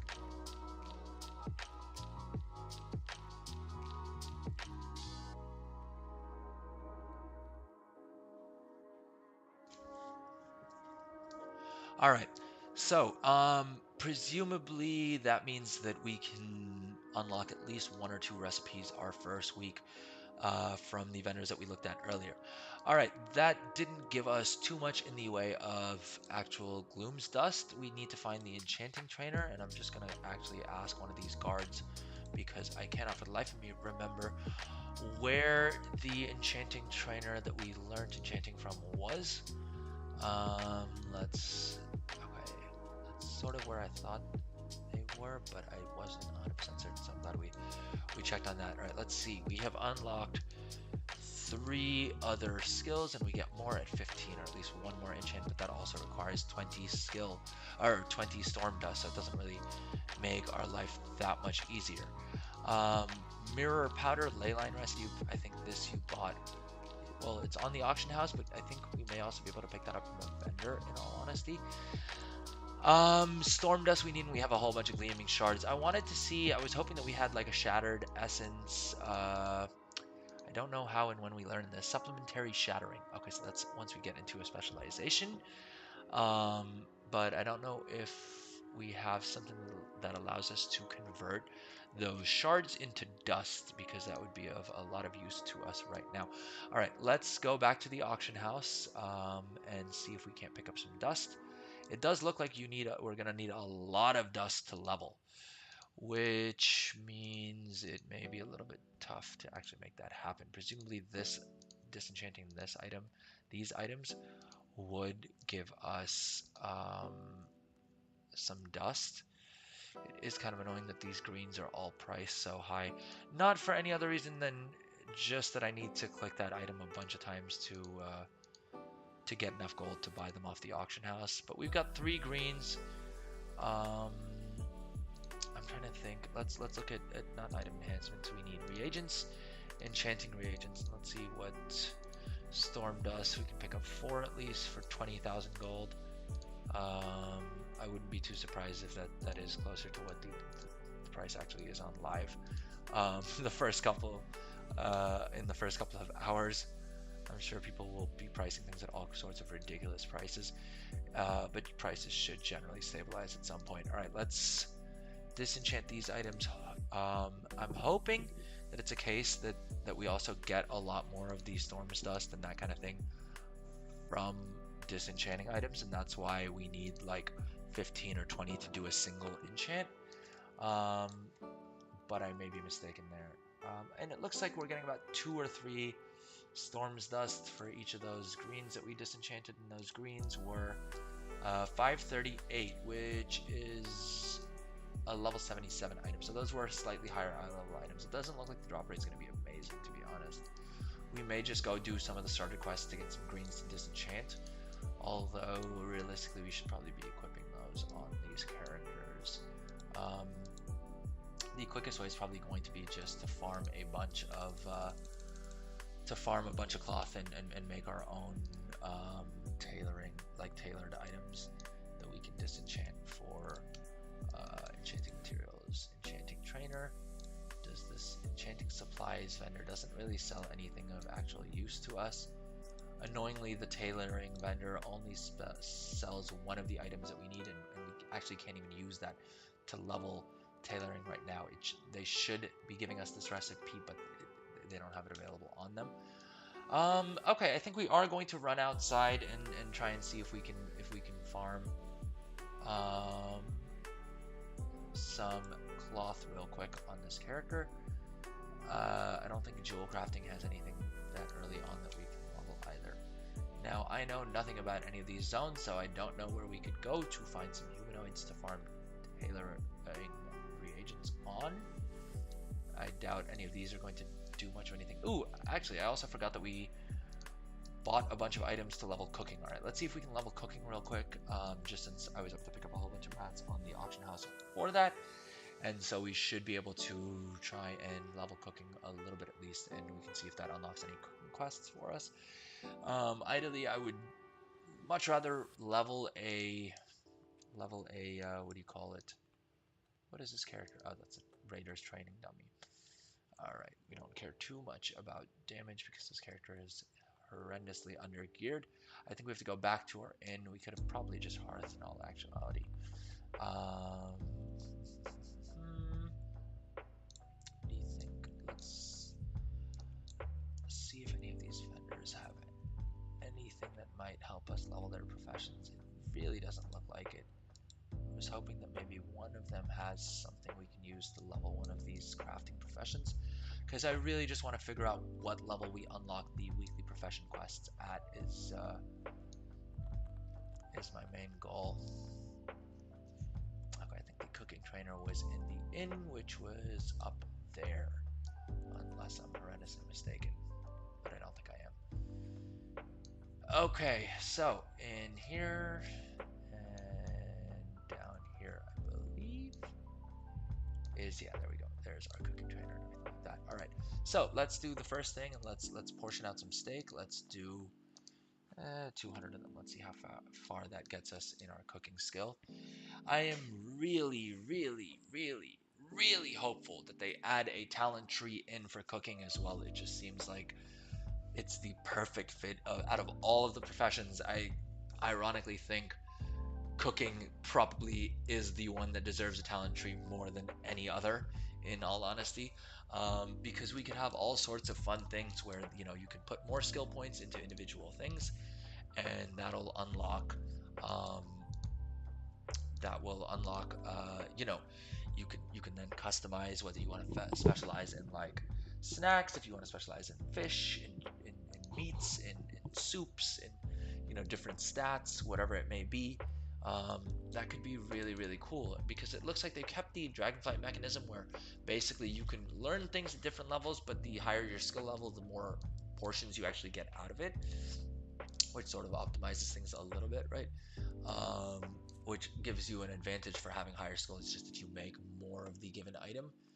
Um, but that in and of itself, so even with this portioning part, right, the crafting these intermediary resources, it looks like you get more out of them the higher your skill level is, which is kind of cool. But I really feel like talent trees would be way more interesting, and hopefully that's something that's yet to come in beta.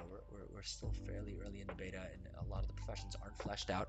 Tailoring is in a complete mess, which makes it kind of ironic that I spent as long as I did sort of working on that and covering my thoughts on it. All right, let's unseasoned field steak. We need a cooking fire. Are we not next to a cooking fire? Does this not count as a cooking fire? Is it just not set up properly in the game as a cooking fire? Alright, we need to get to 35 skill. Presumably we can just use our little cooking fire item here and plop that down, ironically right in front of an actual cooking grill. But hey, if it gets us the skill points we need, we could probably learn a couple more recipes. I think the rest of these, let's see if any of these actually use marinated tenderloins. So I think we need to craft marinated tenderloins as like an intermediate recipe. I don't know where we get this from. It does seem kind of annoying that we don't learn it off the trainer where we're learning everything else. Are these like drop items or something? Or do we learn them? Okay, we learn marinated tenderloins later on. Well, it seems a little bit broken that we're learning like these recipes that require other recipes in order to craft that you don't learn until later. Presumably that I'm really hoping that the cooking is very underbaked right now, and they've sort of just dumped all of their ideas in at random places, and they're going to optimize it and add in a talent tree. Because I really, really hope they have a cooking talent tree. I think that would make me way more interested way more interested in cooking as a profession. And it looks like we got to 39 skill. I don't think we learn anything more until 50 skill points, and we would need to craft some of these recipes in order to do that. Simple stew. Inspired stock meat. Okay, we can do that. We can do that. We can convert some of these to meat stock, and then convert them into simple stew, and then upscale them into halifal chili, right? Because I think these two recipes require fillets and myco blooms, so we can do halifal chili, and then presumably we can buy some vendor mats and use the halifal chili to craft something more complicated. Although simple stew itself here we can use this, which is still orange to us. The sushi special, I'm guessing, would require a whole bunch of fish. So it looks like cooking's sort of designed in almost like a pyramid, where you craft where first you like farm up materials, you portion them out to create this intermediary white good, then you craft green recipes off of that, after which you then craft blue recipes, and then presumably you use those to craft these epic items, these epic food items. It is interesting that we have epic foods. I don't know if we've seen those before. I know we've sometimes had blue foods in Dragonflight and some of the other expansions, but I don't think we've seen too many epic foods other than like Dirge's what is it? Dirge's the Chimarok chops thing that was removed from the game, that has like a legend, that has like an epic recipe to learn it, and is currently unavailable to players. All right, I think we probably have enough to do some simple stews. Let's cook up some simple stews. And I think already with one we can do the sweet and spicy soup, which is actually going to give us more skill points than this halifal chili, which is a more complicated recipe. Which again doesn't feel great, but again I'm really hoping that cooking is just completely undercooked, pun intended there, and that a lot more is to come, and they've fixed a lot of these issues. I have completely forgotten to sip on my protein shake, so I should probably get the rest of this down.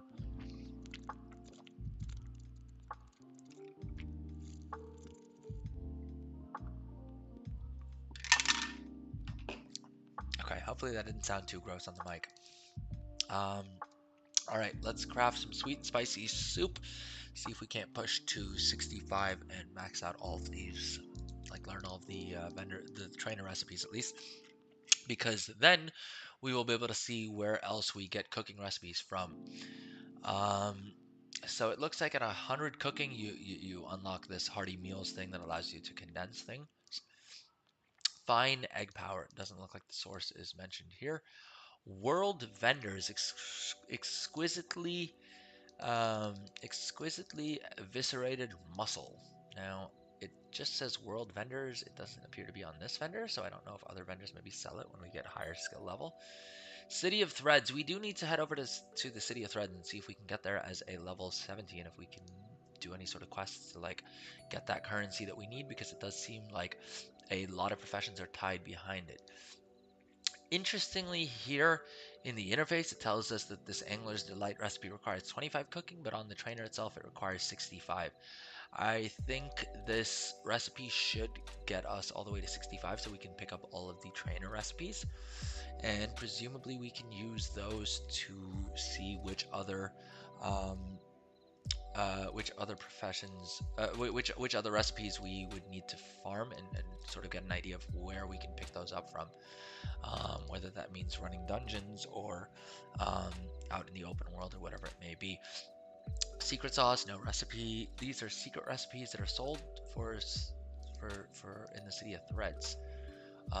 They all seem to cost 1,500 of whatever this currency is. I need to figure out what this is, because I've seen a lot of items that cost those, that require those, like a lot of recipes that require them. Ooh, okay, so this drops in one of the dungeons, it looks like. I think we saw it when we were going through, or one of the raids, rather, and is purchasable in the auction house. Cinderbee honey from the cave networks above is a delicacy for young Nerubians. Does that mean... I don't know what this does. It doesn't tell us. Used to be a kid again. So I think these are just fun, like, um,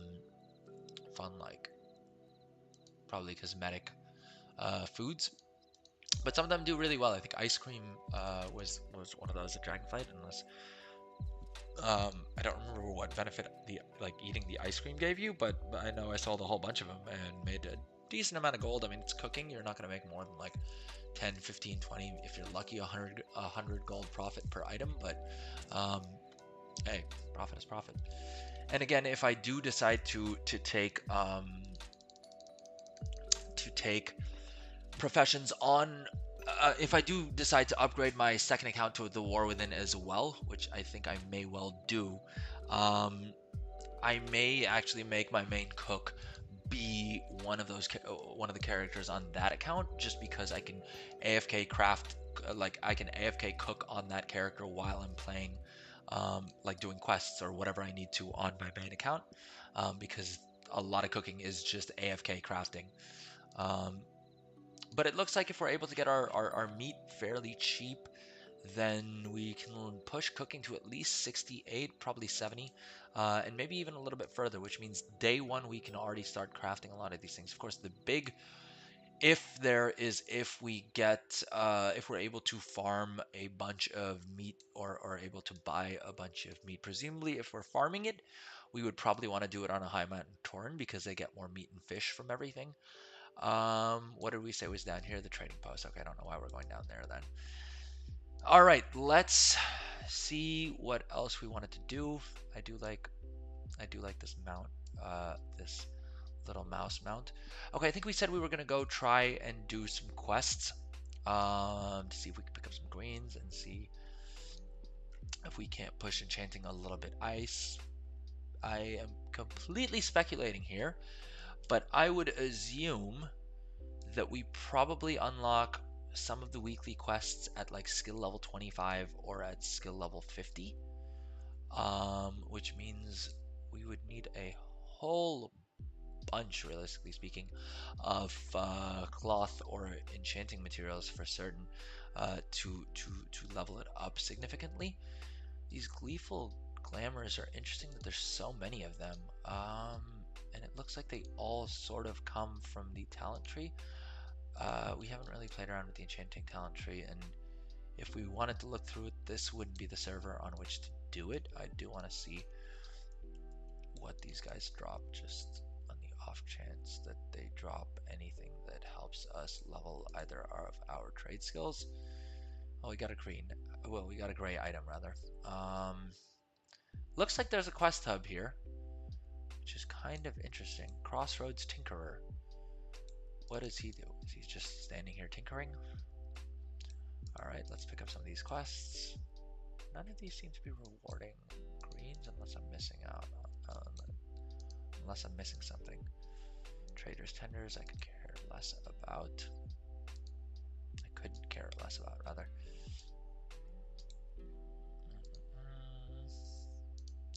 Lost delivery. It looks like these are all a bunch of quests that are going to send us all over the zone. But I think we should probably go back to the start and finish those intro quests. Let's mount up and head back there, because I do want to see if completing those quests rewards us with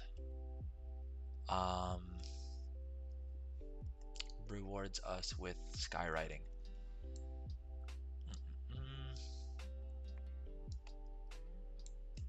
Do either of these give us gear?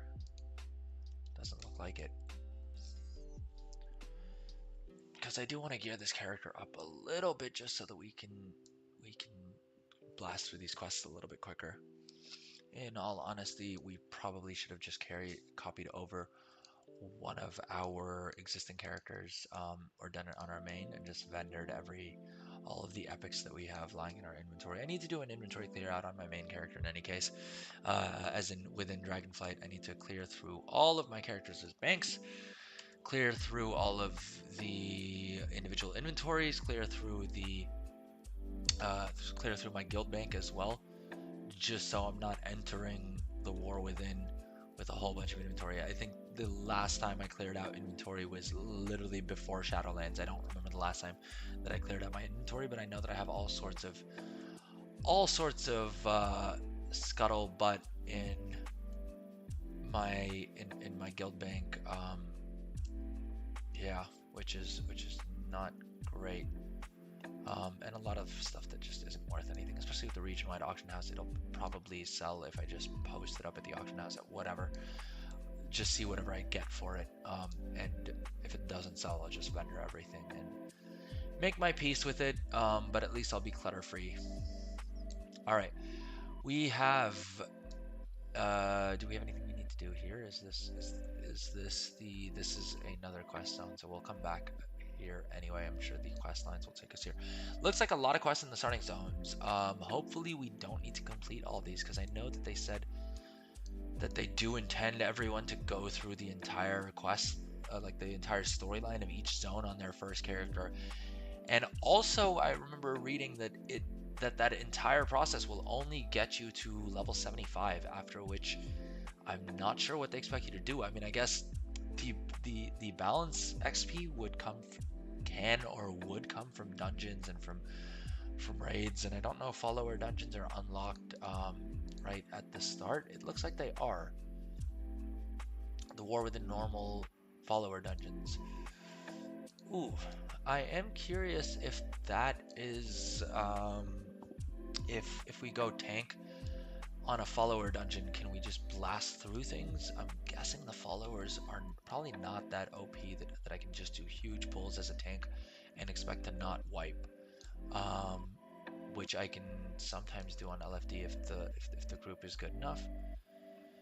All right, let's start going through this quest line a little bit at least to see if we unlock anything of interest to us, or even if we just get some greens. Though, admittedly, any greens we get, we're going to equip, which means we would need to get at least 2 items for a given slot before we can start disenchanting things. But we'll cross that bridge when we get to it. Let's kill these mobs that I think we need to kill for the quests. And even at eye level 408, it's not taking much to kill them. So hopefully that means that on our higher level like actual characters that we bring into War Within, we don't have too much of an issue killing things early on. I don't think we should. I think Blizzard generally does a good job of tuning the early zones to be fairly easy for characters to just place right into. I think if you've played endgame at all in Dragonflight, you're probably going to be geared decently enough that you shouldn't face too much of an issue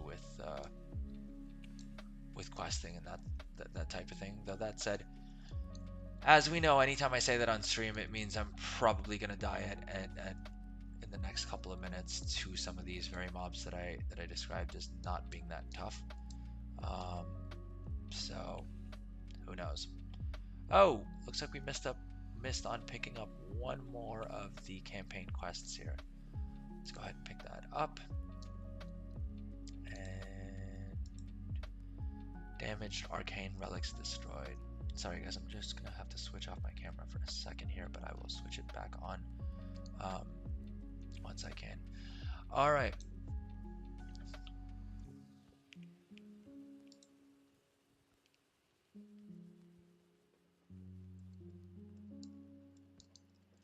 Let's take out this guy.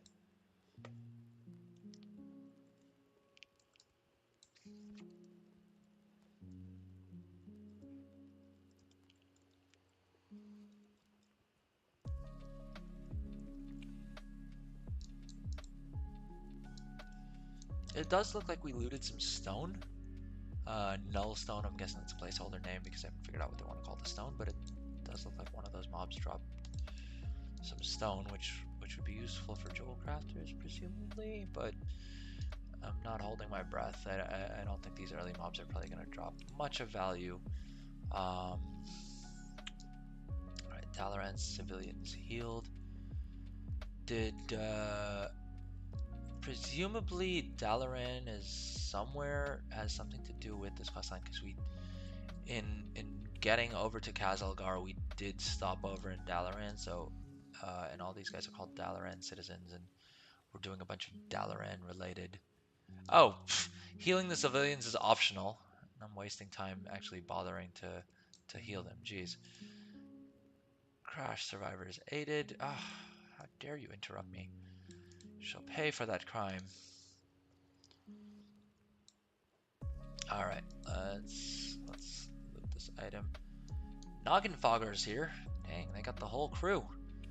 Alright, he's not selling Noggin Fogger elixir, which kind of makes sense, I guess. It looks like Dalaran, or part of Dalaran, crashed into Kazalgar, and I think that's how we ended up here, maybe.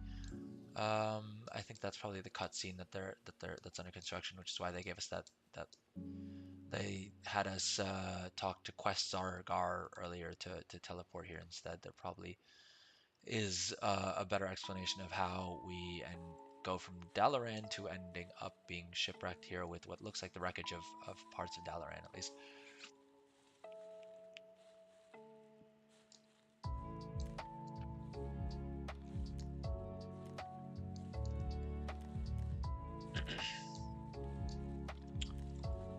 Alright, there's some more beacons there, and some more on the left as well. So probably finish off that quest real quick, and then we can finish off the last quest, and hopefully it starts moving us along.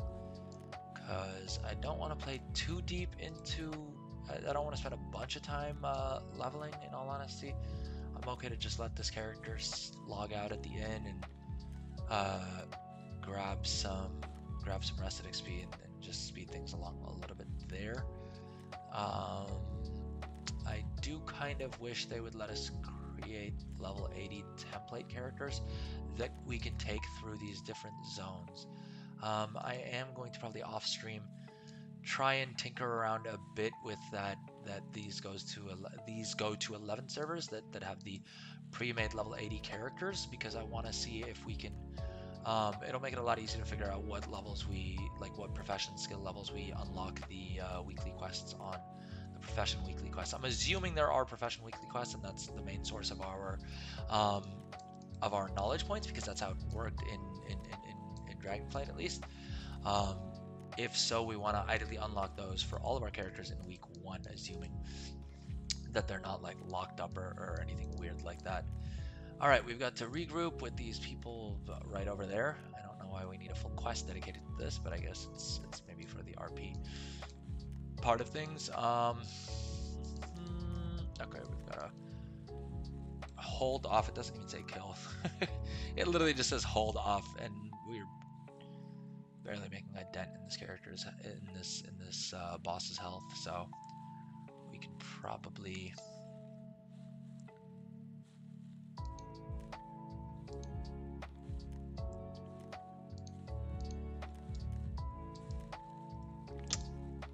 okay, so this is another real-time cutscene.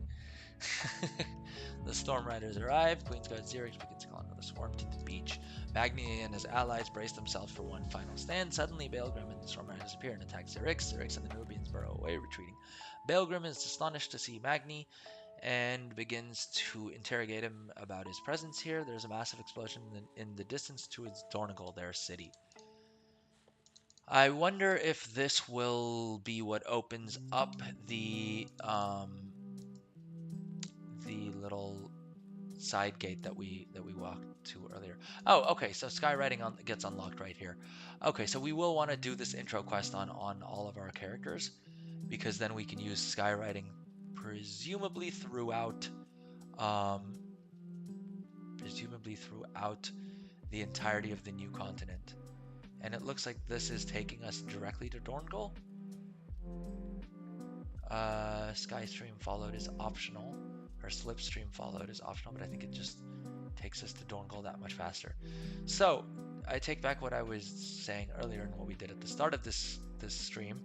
The quickest way is probably going to be to just finish off those introductory quests and get straight to the core way, and then we have both Skyriding unlocked, as well as we can directly learn our professions and things here. Lochrin mounted. Why do we need to mount Lochrin? Okay, to take care of these invaders. Ooh, okay, so it looks like this has put us into a different phase of the capital city.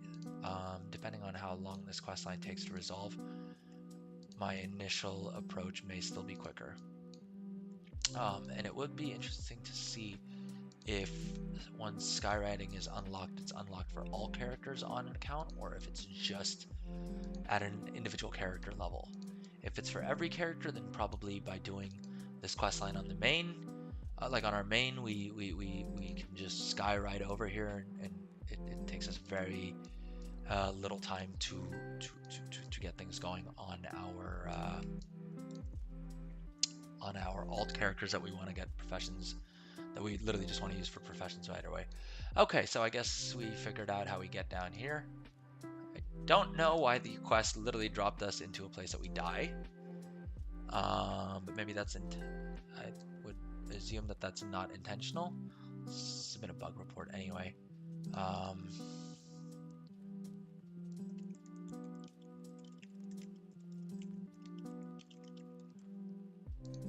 Alright, presumably Blizzard already knows about that bug and is working on it, but I'm gonna do my part and take seriously my responsibility as a beta player All right, so we need to get down there for the quest. I think the quest just like dismounted us a little shy of where it was supposed to, which is why we hit the ledge and died instead of falling into the place that we're actually supposed to fall. Though I am a bit worried that we're gonna die again, so I'm just gonna mount and fly down myself. I don't know if we're supposed to be like ported through this or something. I'm assuming that the quest probably intends this to be like there's probably some intended way for this quest to actually work. And it looks like there's a dragon race available up there. We're down in the ringing deeps, and is this supposed to be where we first? Is this supposed to be the first zone that we quest in? I don't think the map mentions what levels are intended for whatever. I think I can probably look it up because I do remember seeing an article about it somewhere. And I'm sure Blizzard also tells us what order they intend us to do these quests, these zones in. Exit to Isle of Dorn, regroup with Belgrin. Okay, I need to get back to Dornogal. I am actually just going to Hearth, and then we may actually end the stream here for today, because I want to test. I want to play around with some other things off stream, to hopefully be able to add more value in these actual streams and explain how things work as opposed to spending a bunch of time figuring out how everything works on stream. It looks like we are halfway to level 71 already, which is kind of interesting. It doesn't look like it looks like the level 70 achievements are the level 80 server that we have is sort of instanced away from this, because we have that achievement on that realm, but we don't have it on here. So I'm guessing all of the probably leveling realms share achievements, and then that level 80 realm has its own kind of thing going on, which sort of makes sense because ideally for our first character we won't have any of those buffs, so it's a bit more realistic. It'll make it a bit easier to figure out exactly how long it takes us to level our first character and stuff like that. I mean, I think probably live will still be a little bit different because of the fact that there'll be a lot more competition for mobs and all that fun stuff. Where am I supposed to meet Baelgrim? It says in Dornogal. Ah, okay, it was up here and it dropped me too far forward is what happened there. Speak to Thrall, who should be back here. What is the plan? I'm guessing another cutscene here that hasn't been inserted just yet. We go back and forth, turning in quests here. Ooh, okay, so, oh wow, we got an epic upgrade on this item on our first quest reward. I am going to go ahead and equip that because that is quite a big upgrade. And now here we have all of the different factions. Alright, so let's take a quick look through the Council of Dornogal. It's a warband reputation, so any reputation we get on one character will be shared with our other characters, which is really, really good. Because that means we can grind out all of this rep on our main, and we don't need to do those goofy things of like getting to 10 on one character and then trying to use the 100% rep buff that people did to like surge ahead and things like that. But all right, let's look at the rewards we get. At rank 2, we get a cosmetic cloak from this guy, cool beans. Earthen Works, we acquire recipes for Stormbound Armor Kit, Enchant Chest Council's Intellect, and Contract Council of Dornogal. Okay, so ideally we want to have, I'm presuming the first couple of quests will probably be enough to get us to reputation level 3, which means we want to get our leatherworker, our enchanter, and our scribe over to Dornogal as quickly as possible so that they can pick up these recipes. That said, I think they still need the artisan's acuity, so it's not like the only thing we need to do is just unlock the is grind out the renown. but it does seem to have some use there. Um, Earth Encrusted Gem, you can pick a cosmetic ensemble for that. Okay. Presumably additional characters will get more of these as we unlock each of these rewards. Although, interestingly, well, I was going to say it doesn't mention that these are warband-wide rewards, but presumably they would be, right? So presumably we would get these rewards on each character. And so having alts would allow us to unlock more of those sets. Performing artists. You may now assist with performances at the proscenium. I'm guessing that's some sort of event that maybe is like the new version of the soup kit, the soup, or one of the other like Dragonflight events that we had that was like hourly and whatever. At Warband 6, we get some crests, big whoop. We get a restored coffer key. I don't know what we use those for, but presumably there are some rewards from that. We, at Renown 7, we get an eye level 571 shoulder piece, which should be useful. We get a speed boost during the Proscenium event, and we get another coffer key. Tabard at 10, and more like performance points. Transport to Kahet. Is that a dungeon? I still don't know what all of these are. Kahet. Ah, okay. I think that's one of the other zones, right?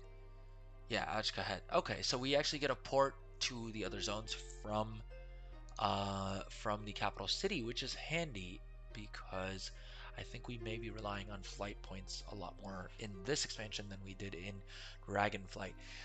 Profession knowledge, it says here, is warband wide is what it looks like. So alchemy, blacksmithing, enchanting, and tailoring all benefit from this rep, and presumably other reps would give us other things. You may acquire Lomi, that sounds like a pet, I'm guessing. 15 Spalders, 584 Champion's Feet gear. Valor Stones, Resonance Crystal, Coffer Keys in the pastures. This looks like it may be a mount. Shale Ramelith. Let's see if we.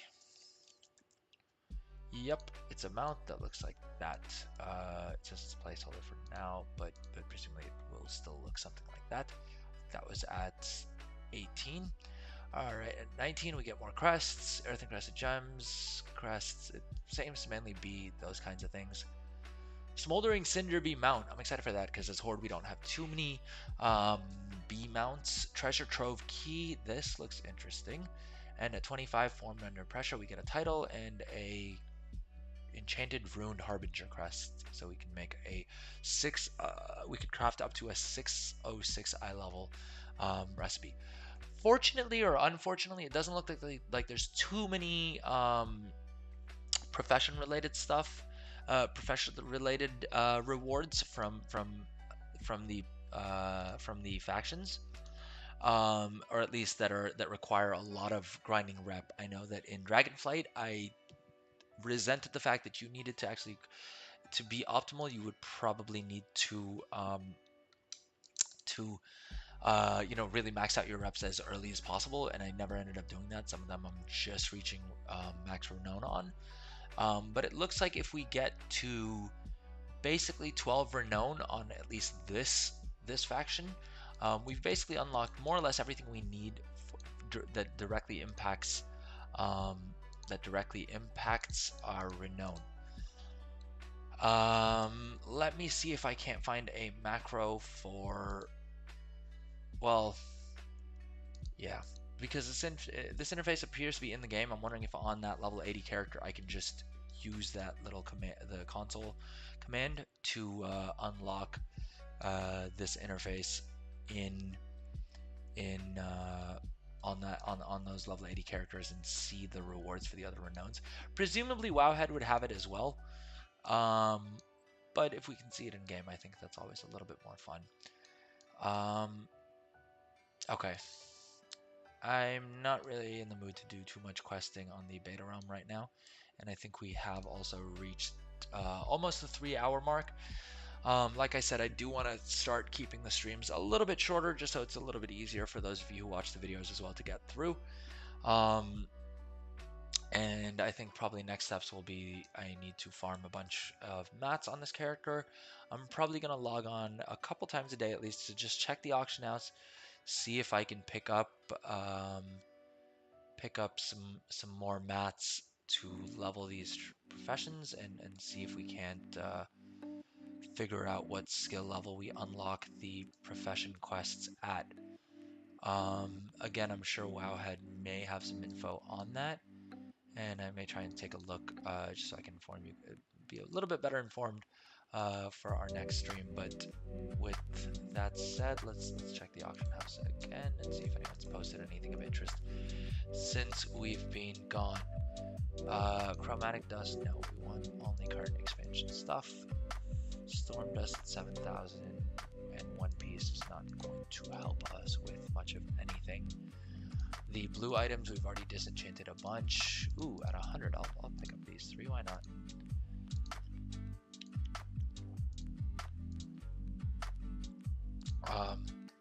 3,500 and stuff. I mean, those, like I said, I'll probably do off stream just because I need to click that item a whole bunch and then vendor and delete all of the extra gear pieces that we get from it.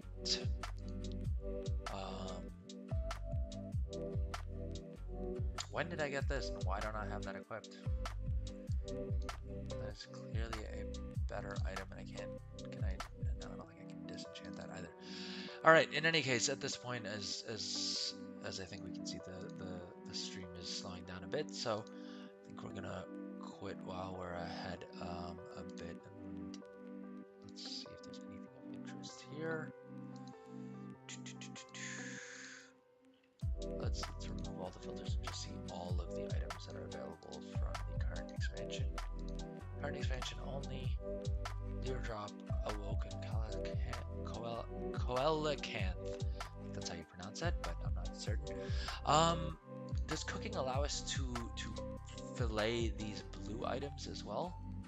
Oh, it looks like it. So I'm guessing we would get a lot more of our mats from these blue items, and we'd get a lot more of them from the blue items than we would from the green items, and so forth. But I think leveling cooking any further at this point probably isn't going to do much of anything for us. With that said, I don't really see anything too useful here. I guess we can look at reagents. I don't know if I can hide cooking reagents because I don't really care too much about them. Because cooking we've already leveled up quite a bit. Shadow Ink. I wonder if inscription may be a little bit easier to level up. Maybe we'll do that on alts. But with that, I think we are getting our rested bonus here. Maybe we can just quickly level log into another character and see if we have any of the bonuses from what do we call it? Bonuses from the first character. If we have Skyriding unlocked by default, let's just do an earthen. Heck it, let's do a high mountain Tauren hunter. No idea why, completely random. I just want to see if Skyriding is unlocked for them by default when they get to the War Within zones. I'm also hoping that there is a sort of skip that still gives you the experience. I'm guessing not, because just by doing those intro quests we got half a level. I doubt Blizzard would just give us that for using a skip. Alright. Although actually, you know what? We don't need to do that whole intro quest line. We can probably just use this port directly. And yeah, we missed out on some of the experience, but we should be able to see right away whether this character has Skyriding available to them before completing the quests. I love that I spawned standing up and then my character just like fell over to be buried under rocks. It's kind of humorous.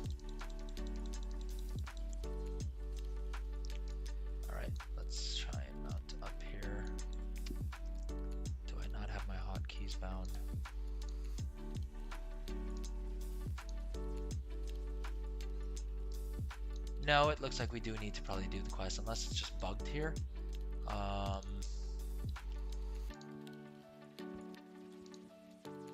Unless it's bugged, it doesn't look like there is a skip, or that the Skyriding ability is in fact account wide for alts on your account. So yeah, we probably will do both of these quests. Like, we will have to do all of these quests on all of our alts to unlock Skyriding. But I don't think it should take us more than 5 or 10 minutes per character to get them to the point that we can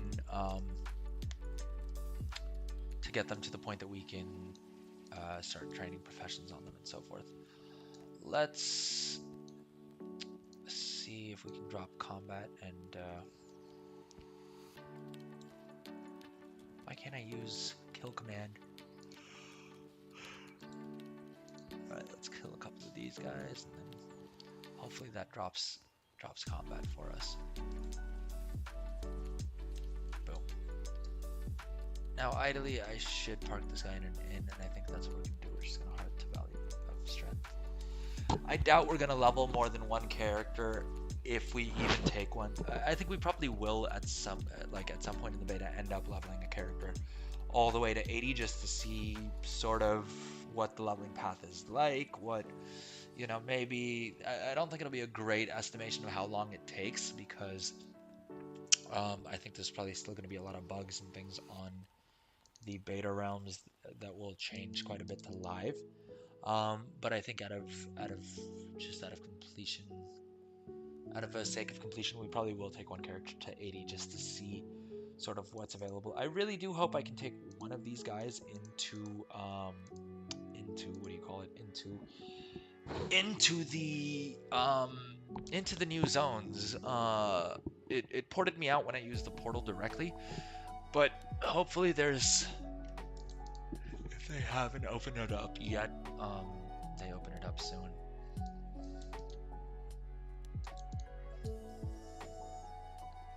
I don't think that portal will work for us. But I'm also not entirely certain how they intend us to get to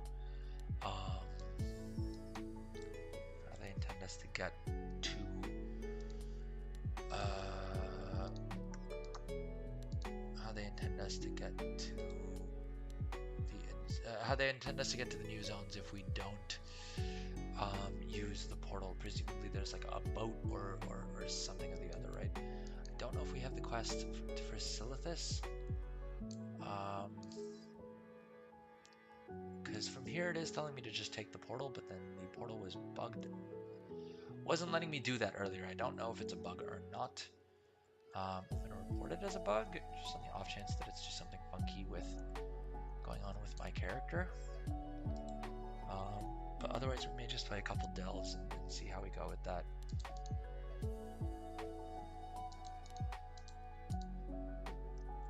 Let's see if it ports us right back to Orgrimmar. There it is. Head is dangerous, turn back. Out of bounds. Okay, so that almost makes it look like it is intentional. Which seems kind of goofy. How do you want me to test level 80 content in the open world if I can't access level 80 zones? Especially since presumably interestingly, we're not even making progress towards the Great Vault here, but that may just be because it's not enabled on beta. All right. Anyways, I'm gonna test out more of this stuff later on, and we can look at it again on Friday's stream, and hopefully I should have a lot more to update you guys on what I've figured out and what I've tinkered with and so forth. But with that said, we've just about we're just over the 3-hour mark, and so I think I am gonna end the stream here. Thank you so much to everyone who watched live, and thank you to those of you who are watching the video on demand later on Twitch or on YouTube. If you're enjoying the content, please do drop a like. If you want to see more, please subscribe. It really helps the channel out a whole bunch and helps me feel a lot better about everything that I'm doing here, and makes me feel like I'm actually adding some value. And if I'm not, let me know in the comments what else you'd rather see me do, or where I could improve any of this stuff. I'm doing this entirely for you guys, so I really want to try and put out the best content I possibly can, and would really appreciate your guys' feedback on that as well. Um, Take care, and look out for me on the other social platforms as well. I'm going to be trying to edit down some stuff into um, slightly shorter YouTube videos, and we may also do some YouTube shorts and TikTok posts and reels and things, just to see if those are of any interest to anyone, um, and also to see if people maybe are interested in finding out some of this stuff without spending 3 hours watching me talk about it while doing it in real time. Anyways, thanks again, everyone. Take care. Hope you guys are having fun out there and stay safe.